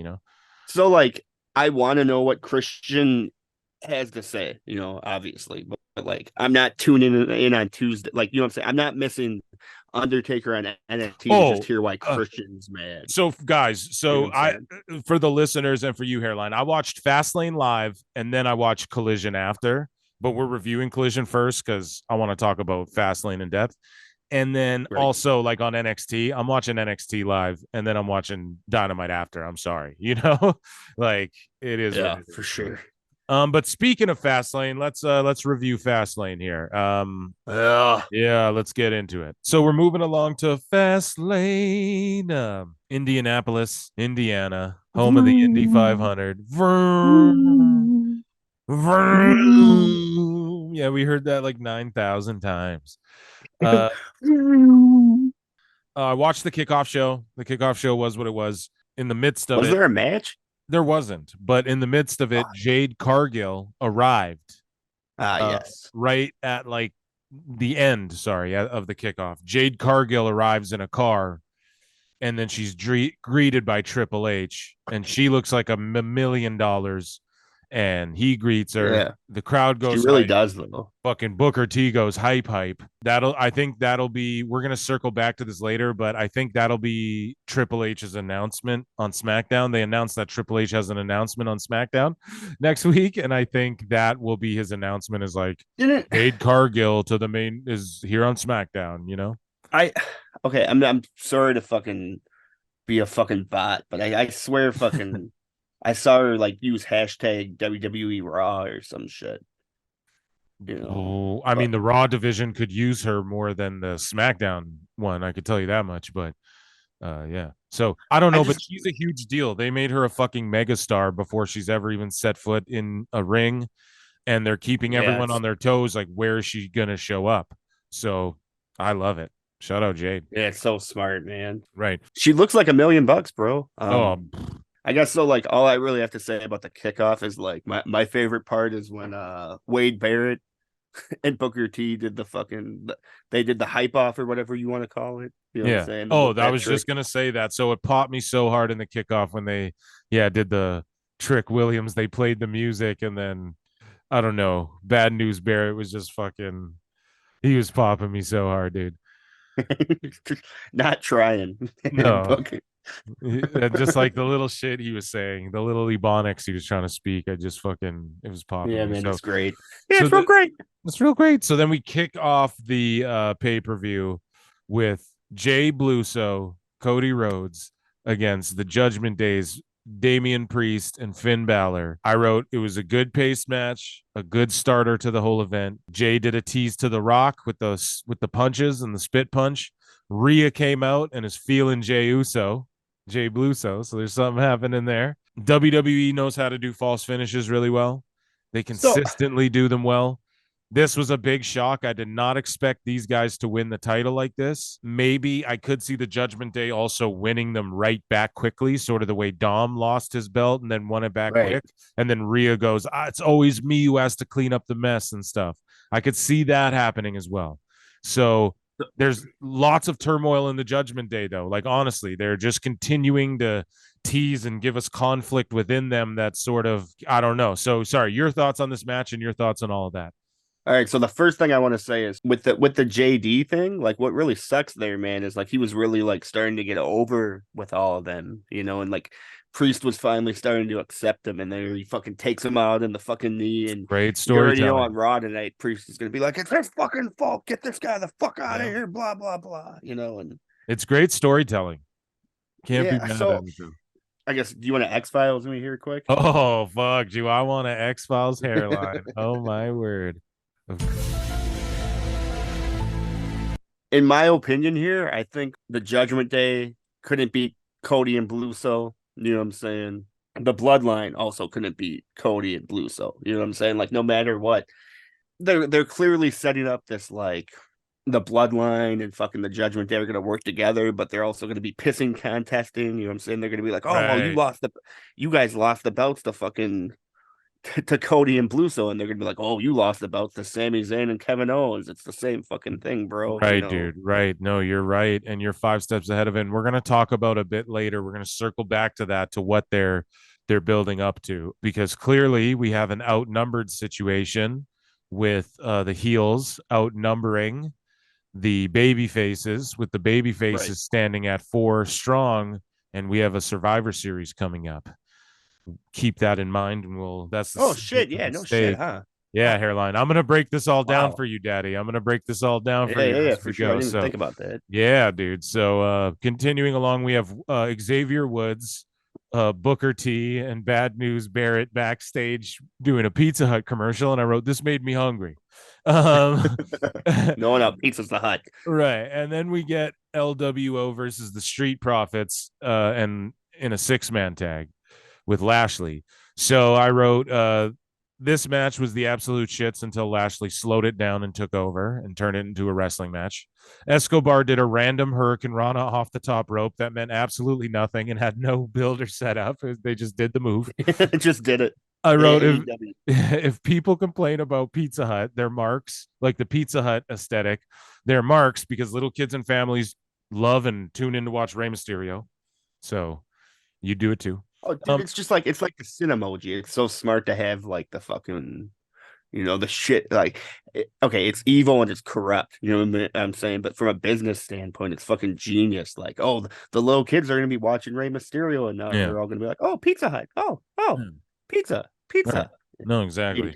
Genius Illuminati shit. You know yeah. Where's the fucking? I got to X-Files that. So with the whole Bobby Lashley and the Red Cup guys, I don't, who's supposed to be the heels here, because it's like I Lashley isn't exactly like healing. You know what No, I'm and neither saying? is the Street Profits really. And then we like that they're in a group, but then we don't like that they're being like they're just jobbing. Like, okay, so like they're just losing. So who cares about this faction? And then they're saying that Odyssey Jones guy, like the rumor is he's called up from NXT and he's gonna join their faction. That's like the big rumor going around right now. So that's like what the fuck? Man, Just turning into really, them they and should just get mellow. it's I just thought, a group of jobbers. Yeah, it's like what the fuck? Like exactly. Put the Street Profits with Mello or something and Lashley or like I don't know. You had the Hurt Business right there where you could have just added the Street Profits, but you fired Shelton Benjamin, or just get Alexander and do the Street Profits and Lashley and do the fucking Hurt Business again without Benjamin, like whatever. But instead, it's just I don't know what they're doing. They're losing. Also, we had the big Carlito re-debuted. So he's been signed to WWE again for a while. They just didn't have anything yeah, a for him, while. but now he's consistently back with the LWO. So hopefully he's around more again, and it stays consistent, like they're the what everyone's saying and what Triple H sort of alluded to at the press conference. I wrote, it's wild they just beat the Street Profits and Lashley like that, though. This match went on a little too long for kind of what we got out of it, but they teased the hot tag. We knew Carlito was coming out at the end. My only note would have been they should have had at one point there the crowd, like Zelina Vega was selling and looking around, and the crowd was like, "Oh my god, who's gonna tag?" They should have had Zelina hop up on the fucking apron Right. Yeah, and yeah, then yeah. reach her hand out like "fuck it, I'll do it," and then you have them cut Ray off, and then because the crowd would have popped for that like mildly and like Right. no way are they is it just Zelina, and then when Carlito came out it would have gave people all that a little bit more of that like oh it is Carlito, like it would have swerved them a little bit and it would have just gotten I don't know. I feel like that would have got Zelina over. Like, oh, she's badass. She was gonna step up, So and then like Well, and Ray like, could have sold it, like looked around and like fuck it, kept crawling to tag her, and then they cut him off, and then she doesn't get the tag. She hops off the apron. Fuck, what are we gonna do? And then Carlito shows up. I think that would have, no, but that's a that genius. Like in the moment, like yeah, that would have yeah, got the crowd so hot, bro. yeah, And then yeah. just like, WWE, hit me up. ProWrestleTimes at gmail.com. Email me, Dougie. Well, I'll send you my resume. Um, but yeah, your thoughts on this match though, besides all that and Carlito's comeback here. Like, what do you think? You excited? Carlito looked great. Yeah, yeah. I don't. So like, I am excited, but like, it's not like, oh my god, it's fucking Carlito's Yeah. got one more run in him. It's like, no, Carlito's got several runs still in him. So like, I I don't know, man. I'd kind of like to see him down at NXT, like helping getting some youth over and whatnot. But Yeah. I guess in a way though, like LWO also needs something else. Like Yeah. Like you another can vet. only. I guess like the other thing that confused me here, man, is so I'm just supposed to believe that. I'm sorry, I'm calling them the Lucha Suits because I can't. I can't think of their tag name. Legado But del yeah, Fantasma. yeah, yeah. So those guys just like bailed on Ray and Well, they got Escobar and injured Selena. apparently on SmackDown. They're like they're hurt or something. Like So it's kayfabe. just kayfabe bullshit. Like it's really kind Word. of sloppily thrown together to get Carlito back for a pop. But here's the thing. Me fantasy mark booking. Here, I'll hit the X Files on myself. My fantasy mark booking is I think Carlito, what the smart thing to do, because he's way better as that schmarmy fucking heel. I Right. think you have him turn heel on Ray with Legado, and then he takes over the NW or the LWO, and then you Right. have you bring up Umberto and Garza, and you have them join the LWO as well, and then you kick Ray out, and then Ray and Dragon Lee have to team up, and the LWO keeps beating the shit out of them, and then like Carlito goes after Ray's US title and shit. That's my fantasy mark booking. So Dragon Lee loves that fucking angle right yeah, there. dude. Yeah. And then you have Dragon Lee and Ray come out on top eventually. So moving along, we have Flair versus Asuka versus Io. I wrote this match was whatever. Io pinned Flair, which is dope because everybody expected Flair to get the win in some sort of bullshit because that's her being added to the match like that. I write, but like I think she jobs to Jade when she debuts. Like I think the reason they're keeping the strap on Io is because Io is gonna job to Jade instead of like Like, okay, Charlotte wins and then Charlotte loses to Jade, or Bayley loses to Jade, or Bayley could lose to Jade, is that is one. But I think the best thing you do with Jade is you have her job to fucking or you have Jade beat Io just for that belt, and then you have like Bayley gun at her, and then everyone go, oh, Bayley could take her out. No, she doesn't get it done. Oh, Charlotte's gunning for her. Charlotte will get her done. No, can't get it done, because that's the shock and all. Like, it's almost like if you put Jade in there, then you just have her beat people. It's like, oh shit. I think it's more shocking if it's like, because Io, no, like, I'm not shitting on her, but like, as far as if you were to like power rank in kayfabe, Bayley and Charlotte are up there. They're like 1 and 2 and 3. Like, they're in the top 5 of fucking the women's wrestlers, right? So I think you get Right. more out of them wrestling Jade. It's more like, oh, Charlotte will beat her for the belt, but Jade won the belt. Like, you get more shock and on swervability, if you will, and more compellingness out of, like, instead of Jade just going to Charlotte and then Jade just beating Charlotte for the belt. Like, I don't know. I think you get more out of like Charlotte could easily beat Jade for the belt, and then Jade beats her. Oh shit. Her first title defense was Bayley or whatever. Like, I could see something like that happening. And I think Io's the starting point, because it's like, yeah, but she beat Io. So Charlotte will come beat her, and then it's like, oh, Jade's got more to work on. But no, they have her go over on Charlotte. It's like, oh shit, I'm fantasy mark booking. Sorry, your thoughts You on want this match?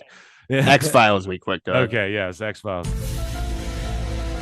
All right. So if it was me, what I would do is I would keep Jade off television for a couple more months. You know what I'm saying? And just really build up Nia Jax as like basically the new Rhea Ripley. And here's just Nia Jax running shop, and she's just doing her bonsai drops and smacking bitches and just fucking this is my federation. And then here comes Jade, and then Jade just squashes her. Like, Dude, that's way better than right. my idea. Fuck. Yeah, that's a way better idea. I don't know if I would say better. It's just like, like that's like how you would get the most longevity. You're right. And my idea applies to, is she on SmackDown? Your idea applies to if she goes to Raw. So there you go. Right. Yeah. There we go. Yeah. PWT, Hairline and Phil, Wonder Twins, unite. Just kidding. Yeah, scissor me, daddy. Yeah, scissor. Yes. Oh, shit. Okay, hold on. I'm not trying to side tangent here, but like when I was watching Collision, it was like fucking what is that? Caster's the younger one or the gay one, right?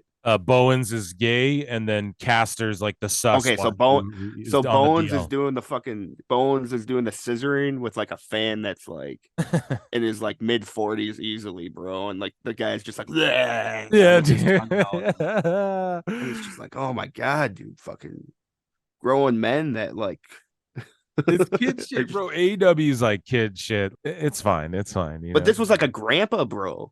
But it's cool that it gets over with people. Like, I don't know. It's over with for sure. I just think Acclaimed, like, they're just not, like, they just go, oh, we'll put belts on them and then they'll just flounder. It's like, no, that's not how you get, I don't know. They've managed to stay over this long, and you're so lucky.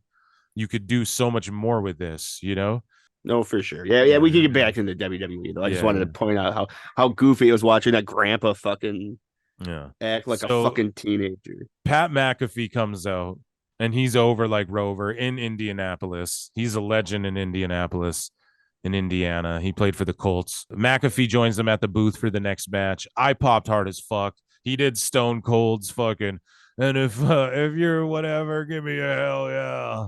What?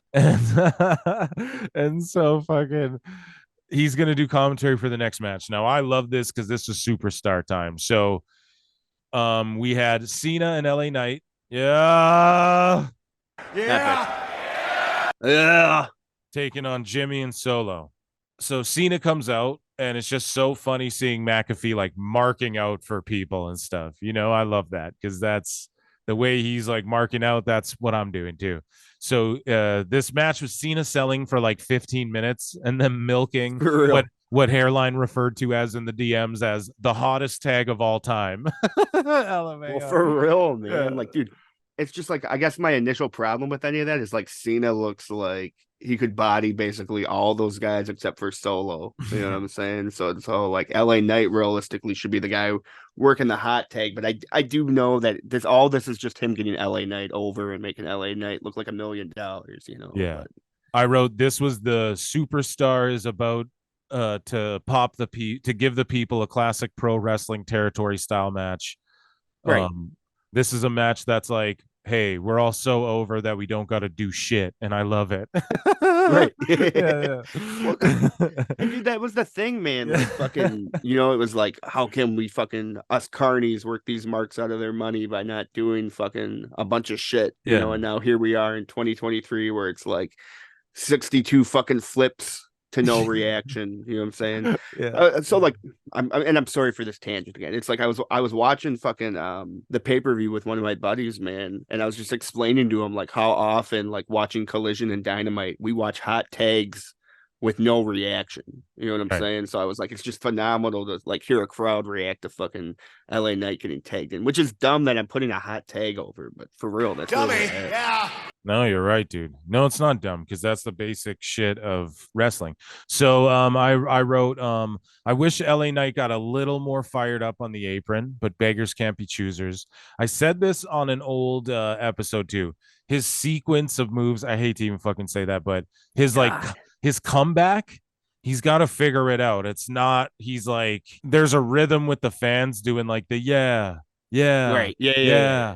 Yeah. Yeah. He's just got to figure out the sequence that pops them, and it can just be simple shit. Like, I think he should almost steal the fucking Cena shit. Like, he's already taken every. Let's be honest. He does the people's elbow, but it's the LA Knight elbow. He does like his version of the stunner DDT type move, which is just it looks great. And how he set it Right. up in this match too, where instead of kicking him in the gut, he fucking hooked him from the back. He shot the half on him or whatever and spun him around into the fucking move. All that's good shit. But I just wrote he got the tag, the place exploded. McAfee and I were in sync, like with our fucking yeah. Like every time LA Knight was doing something, Yeah. he's on commentary going, yeah, I'm doing the same thing in my living room. Cena and Knight get the win. Crowd was super into the finish. Cena just sold his ass off and then put all of Knight's shit over because Cena just stood there and did legend shit. Like he hit the shuffle into his move and shit, like he just was selling to make LA Knight look like $1 million at the end. So what a legend to just come back and like Right. Triple H said at the press conference, this is Cena's last run, guys. Relish in this. Don't criticize it. Don't be mad. Don't go, oh, he's bald. Don't go, oh, he just sold or whatever. This could be the third last time we ever see him wrestle, motherfucker. Like we need to just like, and then think about what he did instead of like getting himself over and doing a double Cena fucking F5 FU. He fucking gave LA Knight everything he could. He just gave him the rub. Brilliant. Well, I don't know. the other thing I liked about the press conference shit was like how he apologized basically to The Rock. You know what I'm saying? Where he's all like, I wasn't thinking clearly, and now that I'm actually out here doing this, I just want to say that it's crazy that The Rock was able to juggle both of these at the same time, and like, so it's cool to see someone being a fucking man about shit. He is, because so many people just fucking, make their excuses or don't address things. So yeah, dude, he's shout out Cena.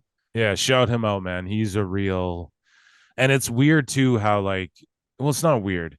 But look at Cena and The Rock, how they both seem to be these guys with that crazy mentality and work ethic. And they've both sort of taken the same route in different ways. Right. And just think about they both come from professional wrestling.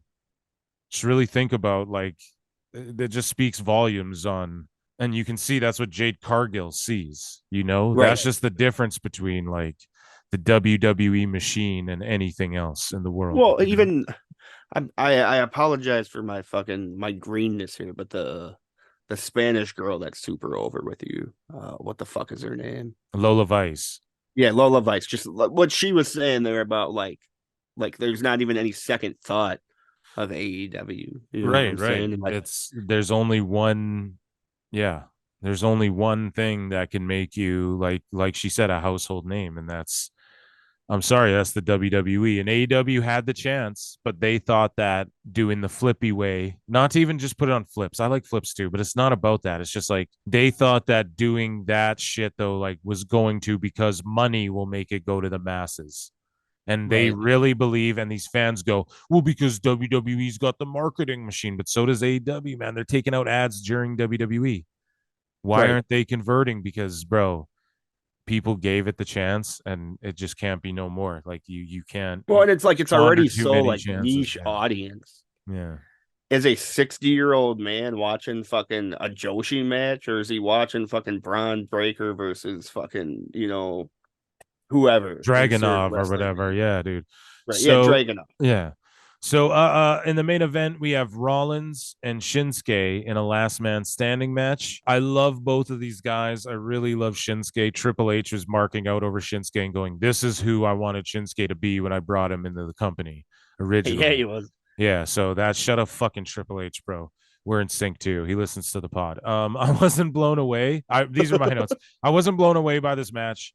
I thought they had the chance to do something with Shinsuke, but no. Rollins will reign until Mania. I'm convinced of that. Gunther will eventually be the one to break him. That's my fantasy mark fucking prediction right there. I think Gunther breaks Rollins at Mania. That's the story. Then Rollins can take a break for a while.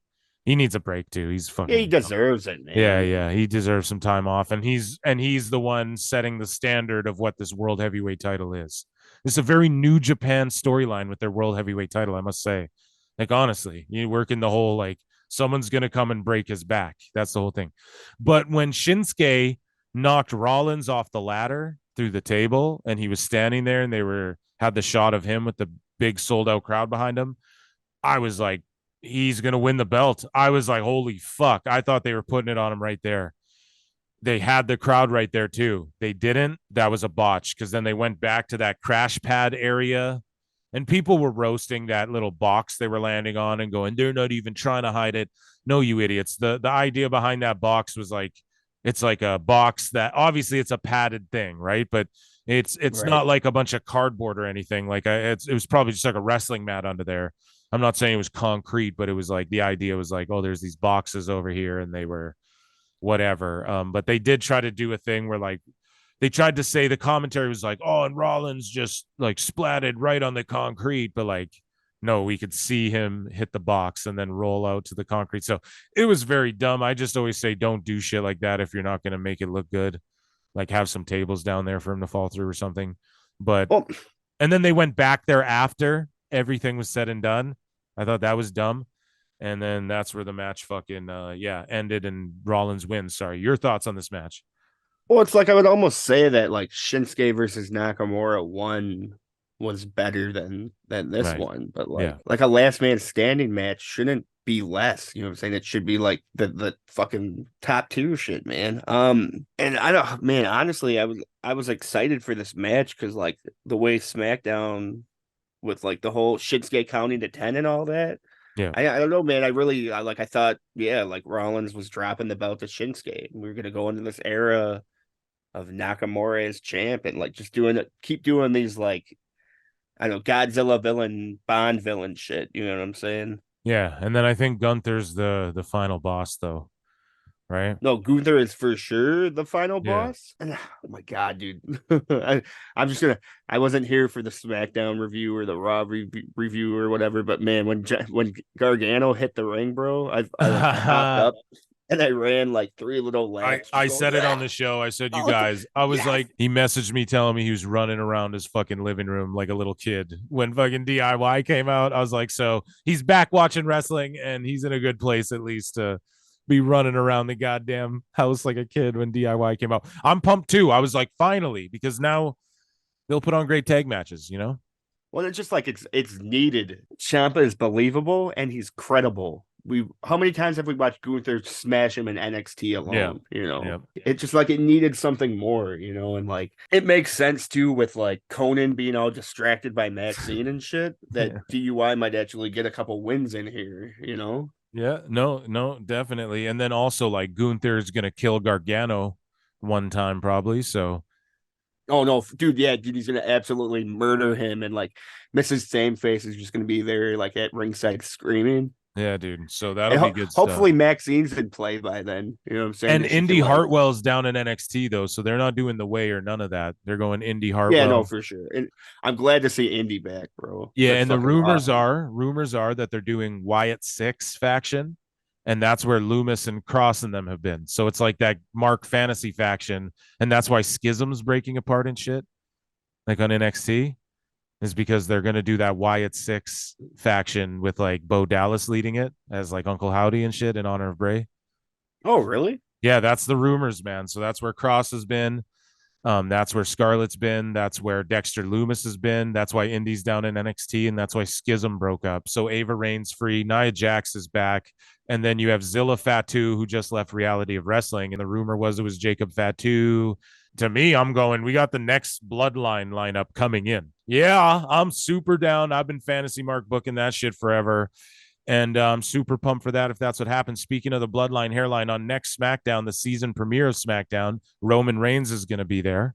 And I Triple bet H you. has yeah, so he's back. He's going to pop a huge rating. And Triple H has a special announcement, which is epic. I think it'll be either like, it'll be something menial or it'll be like Jade Cargill's going to be on Smack. I think he'll just announce it or something. I don't think they're going to beat around the bush with it and try and do a surprise. They're going to say when she's going to be there so they'll pop a rating, right? Oh yeah, Oh, dude, she's first. Like, it's definitely not a surprise entrance. It's like they're gonna hype mhm. her up so that people are tuning in for this. And curious, yeah, and then they'll see how good she Right. can work since getting under the WWE system, and it'll be great. Hairline. So speaking of SmackDown, though, I want to talk about this. So we talked earlier in the show about like at the end of SmackDown, the Raw baby faces ran out, right? So we got the baby faces, we got Cena and LA Knight, yeah, and we got Cody Rhodes and Yeah. Jay Bluso, and they're outnumbered. There's four of them. They're outnumbered, Even more blue. right? And yeah, Each he week was there's more bluer than blue on ever. him. He was bluer than ever. Yeah, for Next real. week his song will be fucking I'm blue, dabba dee dabba die and dabba dee. So on SmackDown, Airlines Dancing, on SmackDown, right, we have the baby faces all show up, and then we have Judgment Day who've been running amok on every show. And then you have the Bloodline who's affected every show as well. And Jey Uso kind of crosses over, and Cody with the Bloodline shit over on Raw. And so we have an alliance right before Survivor Series that's coming up between the Judgment Day and the Bloodline. Now, the baby Right. faces are clearly outnumbered, right? Jay Yeah, for Bluso, sure. Heavily LA Knight, outnumbered. John Cena, and Cody Rhodes.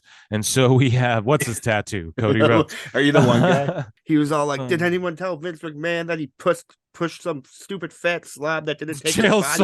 Sonnen, yeah, dude, your Like, fat slob man, of a father. He just shot so hard on Dust. He's just working a character. His whole thing. He's a real MMA fighter who made a shitload of money by just working a pro wrestling heel. That's what he did, and he just made a that's shitload of money. genius, bro. Talked his way into Yeah, title fights, dude. I'm not educated on any of that shit. You know what I'm saying? Yeah, I just know that the podcaster was Ariel Holani, right? yeah, yeah, Yeah, dude, he was not. He was like shook. You know, he was like, yeah, "I yeah. can't say nothing, bro." And Yeah, like, yeah. He just kept kayfabe. But okay, so now we have the Judgment Day and the Bloodline teaming up together, right? So now who's in the Bloodline? You got fucking Jimmy and you've got Solo. So that's two.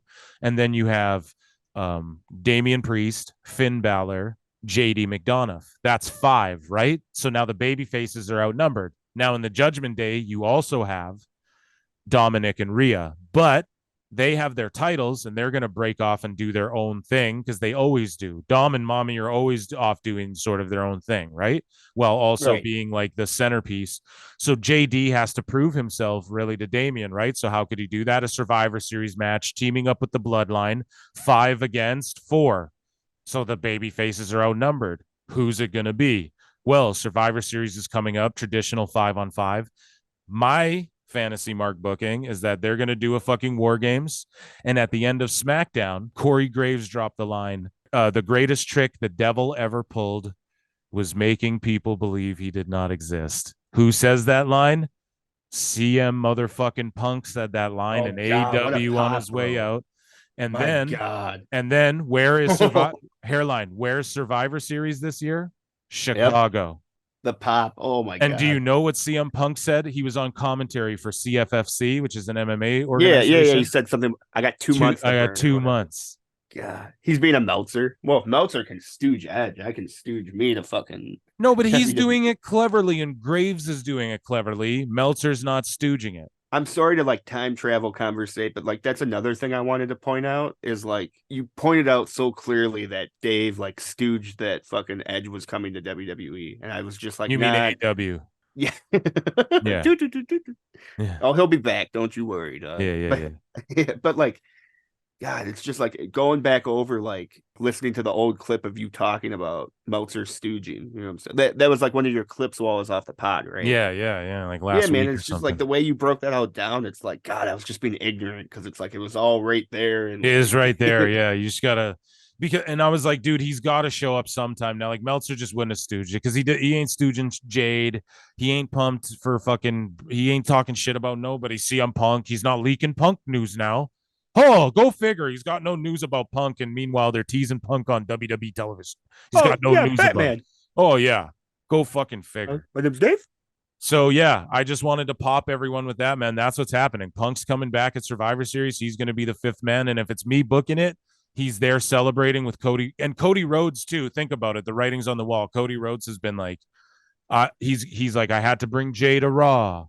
And he's going to go, I'm making this a War Games match. I have a little pull around here. Hey, I have another friend, and I didn't even want to unleash this, but this guy, I know what he stands for, and he's going to go against the fucking bloodline and Judgment Day too. It's going to be Punk.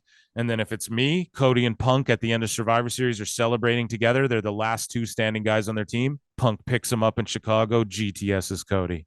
And then he's got the half cheer, half boo thing he had in AEW. He continues that along. Yeah. Boom. Yeah. Boom. I don't know if they'll necessarily do that right away, but it's like for sure coming. Do it right away. Yeah, we'll see for sure. But like, for how drunk Cody and Bluso were, so he that's really what I didn't want to say. talk about. Do you want to play that on the pod and talk about it, or do you just want to quickly? Yeah. Let's actually, let's. So Hairline, here's Jay Bluso and Cody Rhodes at the Fastlane press conference where they were clearly saucy. They admitted it. I mean, they say they indulged in some. Well, our next guest probably toasts. formed one of the most unexpected teams in recent memory here in WWE, and in doing so, they have now become the new undisputed WWE Tag Team Champions. Please welcome first, Unfortunately, main event, Jey Uso. It's fuck Judgment Day loss, dude. I did not see that coming whatsoever. I'm mad as fuck over it. Jay comes out. He's super sauced. Maximum sauce, bro. He's walking around like crazy.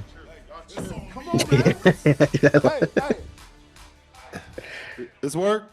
It do. It's just me, Ooze. What chair? Where do I sit? But y'all like that remix though? Y'all like that remix on me though? I was like, man, bro, it's just me, Ooze. It does that. Come on, man. All right, yeah. Oh man. And please welcome Jay's They're like, brand sir, we have new to announce Tag Cody. Team Championship partner, the American Nightmare, Cody Rhodes. Oh, dude. Come on, Ooze. Give me some. Give me some. What you want? What up, Sax? Boost. What up, Yellow Jack. Stacks to Byron size? Oh shit, man. All right, we'll open up the questioning here in the last row. You're here for you, Cody. Congratulations to both of you, but I'll direct this to you. Social tweeted out a video of Jade Cargill arriving to the arena tonight. I'm curious if you've had a chance to chat with her at all about joining WWE, and then also, now that He asked him about Jade Cargill. Jay's fumbling with the builds. I'm gonna give you a full What a mark. full disclosure. Yeah. Oud and I might have had a libation or two on the bus, maybe. But that said, I was very excited for her to make this jump, and very proud. Jade came from the Nightmare Factory, but I didn't train her. I'm gonna tell this was people in the nuts. future when I write my book. Maybe I did, but no. Yeah. QT Yeet. Marshall, Hogan. Carolyn Kulari, they set her up, they trained her, and they've helped her get to the spot where she took this big leap. So I'm just very proud. Now the work begins. There is a mindset here at WWE that did not exist, or maybe it did, and I didn't notice it, but didn't exist when I was here the first time. Oof. That it is That's the crazy most shit, yeah. team-minded group I've ever seen. And this as is far as why the show they're comes they're together. And this this is why they're winning, because AEW is like a group or pardon me, it's like individuals and cliques doing their own thing. And it's not like that can't be successful. Like the Attitude Era and shit saw that somewhat be successful. But also the Attitude Era is where they kind of got out of the clique thing and started rolling, and like they started kind of all gelling together. Then the WCW guys came in and got a little clicky again. And it's always Well, kind of clicky, but this is the point in time where it's not like that. It's just a well-oiled machine group effort. Whereas AEW is still like Edge is like, yeah, I'll come in and do my shit for millions of dollars with Christian. You guys do your right. flips over here, and I'll do my shit over here. So like I felt like they really drilled in that everyone's working together. They're a team. Like multiple people said this during the press scrum. Yeah. This is an individual business. It's tricky. It's political. It's show business, right? You know, and that team-minded set, like what we have, has proved so fruitful. So now, I just hope that she can rise to the challenge and the occasion. I think for sure she'll be able to. And the back end, the other part of your question, I don't know. It's not going to be my job to be the liaison to He's so professional. my former peers or whomever, one locker room. I would hope everyone does what's right for them. Right? It's what's right for you. One of the things I was watching him in the ring tonight, him and I came up around the same crop, the same group. And here he is, and they know his stuff. And they're vibing with him, and there's a connection, and it wasn't there. Kasama, I've been around Kasama my whole life, basically. Kasama, what's up, hey? Yeah. But y'all know Kasama been here she older than all of us. Like she been here since both our daddies was here. But the thing is, oh man, he's too gosh, funny. I forgot what I was saying because you was talking good about me, and you was like watching me do my work. Watching me do his thing and be connected and everything to that nature. And I took a different path. I left. I did all the things I did. He stayed in the fight. He stayed doing something different. But for us to be able to convene, the first thing we did, we had a little cheers with these championship belts in the ring, and the cheers is to our families. Real. This is what we do. There's people who are getting fossil fuels. There's people who are building rockets to the moon. Real. What our families do is entertainment.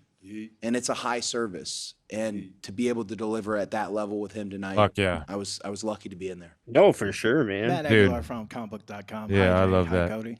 Congratulations. Cody barks I at hope him. you don't hate me for bringing this up because I know at times He's said, just you drunk don't too. That love was the Cody tournament who anymore. went, who? They're like, hi Jay, hi are Cody. you a journalist? Who? You're sorry you're a journalist? Yeah, dude. This question might offend you. I apologize. Dude, these guys are just such marks, dude. It's But fucking. You've talked about in the past finishing the story. And you've also talked about other stories taking place within that. And this seems like something that amazing that kind of happened organically. Now all of a sudden you are an undisputed tag team champion with Main Event Jay. How do you view the story now at this point in time? Okay. We intertwined, man. If we're gonna be real, some Stardust stuff, some Dusty Rhodes, some Dustin Rhodes type stuff. Like, so my heart is full of joy tonight with him, because What? He's just swearing and Like, shit, we so all they're censoring it. we all hustle hard. Everybody's in their hustles. Y'all reported, everybody's in their hustle. But like, man, it feels good though. Like when you see somebody from the bottom with you. Yeah, Dude. amen. Amen to that. Someone points out as well how their last match as a tag champ, Cody Rhodes' last match as a tag champ was him as Stardust with Goldust, and they lost to the Usos. And then now come all this time later, and Cody Rhodes is a tag champ with one of the Usos. Okay, so that's what he was drunkenly saying, huh? Yeah, like it's a like full circle, and they've been in this grind together for so long, like, and it's crazy to think Cody, the next time he held those tag belts was with fucking an Uso. So I don't know. And then they're just drunk. They're having a great fucking time. Man, Uso, I never thought of, what? Like, you know what I'm saying? We keep it lit. Appreciate it. What does that mean? But man, and he's just jumbling his belts around too. It's so funny. What does event yeet Jey mean? Uso, LA Knight. Just yeet. I It's just welcome like it yes, all. you know. Let's go. Let's do okay, this well, together. Again, we have the Or like you yeet privilege somebody of saying means this like is you the most fucking toss successful them or era in the yank 'em. history of WWE. And this is the same company that had the Attitude Era, but it's us. Yeah, what will they call this era of wrestling? There's no name for it right now, but it's a boom period. What are they gonna like? We grew up the Attitude Era. What is this era gonna be called? This is such a that's a good boom, point. dude. It's crazy. I love it. I fucking love it, man. Yeah, man, WWE's been firing on all cylinders like all year long. And obviously there's been crap and duds and whatnot. Yeah. But like Jesus. But yeah, man, basically these guys are drunk. They have a hell of a fucking time together. They're popping each other. They won't stop. Here, we'll play To it for further you. celebrate this evening, our new undisputed They're just drunkenly WWE hugging Tag each Team Champions, Jey Uso Hey, and man. Cody Rhodes. Hey, y'all give it up for Saxon, yellow Big Bird jacket he got going on over here, man. I can never wear a yellow jacket. Big Bird. Yeah. Come on, man. Kazama, can you turn that down for a second? Just turn it off a little bit. Yeet. Yeah, Cody Rhodes. That's what Let's I go, do. y'all. We gotta go, man. I'm riding with Cody Rhodes. Yeah. And then when Triple H came out, he was like, I'm not going to say yeet or whatever. Like, whatever the fuck he said, dude.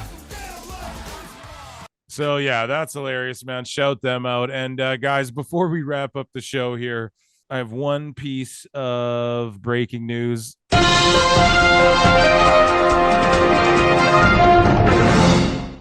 So Dave Meltzer says, this is what he says here.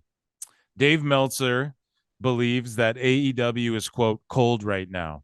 AEW, they are cold right now. Boy, are they cold. And how to change that? Man, it's hard to do. Edge, was there at Collision last night, and it didn't move a lot of tickets. Edge is a good performer, and he's a good talker and everything like that. But it's not Punk as far as being a game changer. That's what Right. Dave fucking Meltzer said, guys. Do you guys want Oh my yeah, Dave, opinion? I saw that post. You guys want my opinion? Dave Meltzer is seeing the writing on the wall, and he's seeing that even his garbage, he's tarnished his own shit, and even his garbage is getting fucking less hits and views.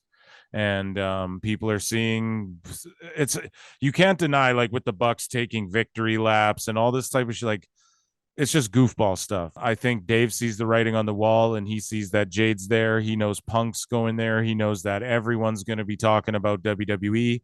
WWE internally apparently they're being like, they've always been this way, but they're really pushing like, do not be talking to the dirt sheets. And Booker T even came out and said, I believe WWE and AEW should ban talking to people like Dave Meltzer altogether. And I think Dave Meltzer sees the writing on the wall, and he's going to try and jump ship now to being a WWE Shillington, and to try and go with what's hot. I think that's what's about to happen, truly. And I think that I don't want you, Dave. I think that AEW has turned I think they have probably also expressed to Dave, listen, Dave, we love you. We'll have you guys at the press conferences, this and that. But we're not going to divulge as much, and we're not going to, like, Christian's going to shoot on Alvarez and embarrass you guys, and they didn't like that. You can tell. That was amazing. And they're gonna switch sides to WWE now, and go, oh, they're cold and da da da da da, because you can't like keep lying. There's no way to keep this charade up that's been going on this whole time, guys. With that being said, Hairline, man, it was fucking wonderful to have you back for the last half of the show, and next episode you'll be back for the full thing, man. Wild Hairline appeared. Yeah, dude. Dude. It was a pleasure, dude. How are you feeling? How do you like being back for another PWT? Oh man, I missed the pod a lot, man. But it was just like, I was with all the personal shit going on. It was just like, I can't, like, it's like one or the other. You know, I just had to get all my shit figured out. You know what I'm saying? Yeah. Here I am. You know, like, Yeah, dude. we discussed off pod. It's like, do I jump in this episode or do we? Yeah, I was like, fucking yes, please. I was like, dude, like, fuck starting a new one. We'll just finish the one I had going and just jump in midway, bro. That's the way to do it. Like, we just gotta just shoot from the hip, man. Keep it real with these guys, you know. Like, you're here. Let's fucking sure. we set up your mic and shit. Let's fucking jump right into the deep water, you know. Because I mean, I wonder what the YouTube comment section is gonna have to cry about now that I'm on a good mic. Yeah, You dude, know? exactly. I bet Robbie C's having a meltdown that you're back in the live chat. Robbie C hasn't been in the past couple ones, man. And, Robbie, I was playing, dog. Yeah, dude, he loves you, bro. He loves you. We're Yeah, back. it's all love. So Yeah. fuck, man. PWT back in full effect. Guys, that was the show, man. Shout out our patrons, Mark you the Mark, Ashley V, and our boy Ricardo, Rico, Reggie Rodriguez. Your boy's back. Hairline's back. Yeah, I was unmanaged for a few weeks there. Yeah, That was like dude, he no. didn't get any hamburgers, and I feel bad for him. You know? Yeah, bro. But now the hamburgers are back, and we're back better than ever. PWT. Yeah, me, You think you can pod me? Dun, dun, dun, dun, dun, dun. You think I know, you that was pod dumb, me? I'm sorry. Yeah. Yeah. On this pod, Hairline's back today. Yeah, on this pod. I see clearly everything has come to life. Dude, it's so fun having you back. I'm so happy you're back. Yeah, PWT listeners, check us out at Pro Wrestle Times everywhere. Check us out at Pro Wrestle Clips on YouTube, Patreon, all that good shit. At the start of the show, I said Hairline wasn't here, but we gave him a yeah anyways. But for this very special sign out, Phil was here, and now I'm out. Yeah.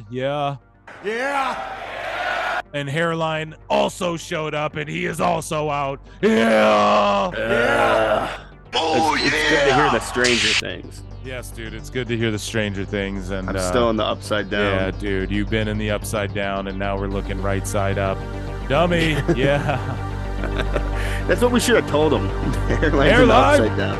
Hairline. Conan. Hairline. Yeah, caught it.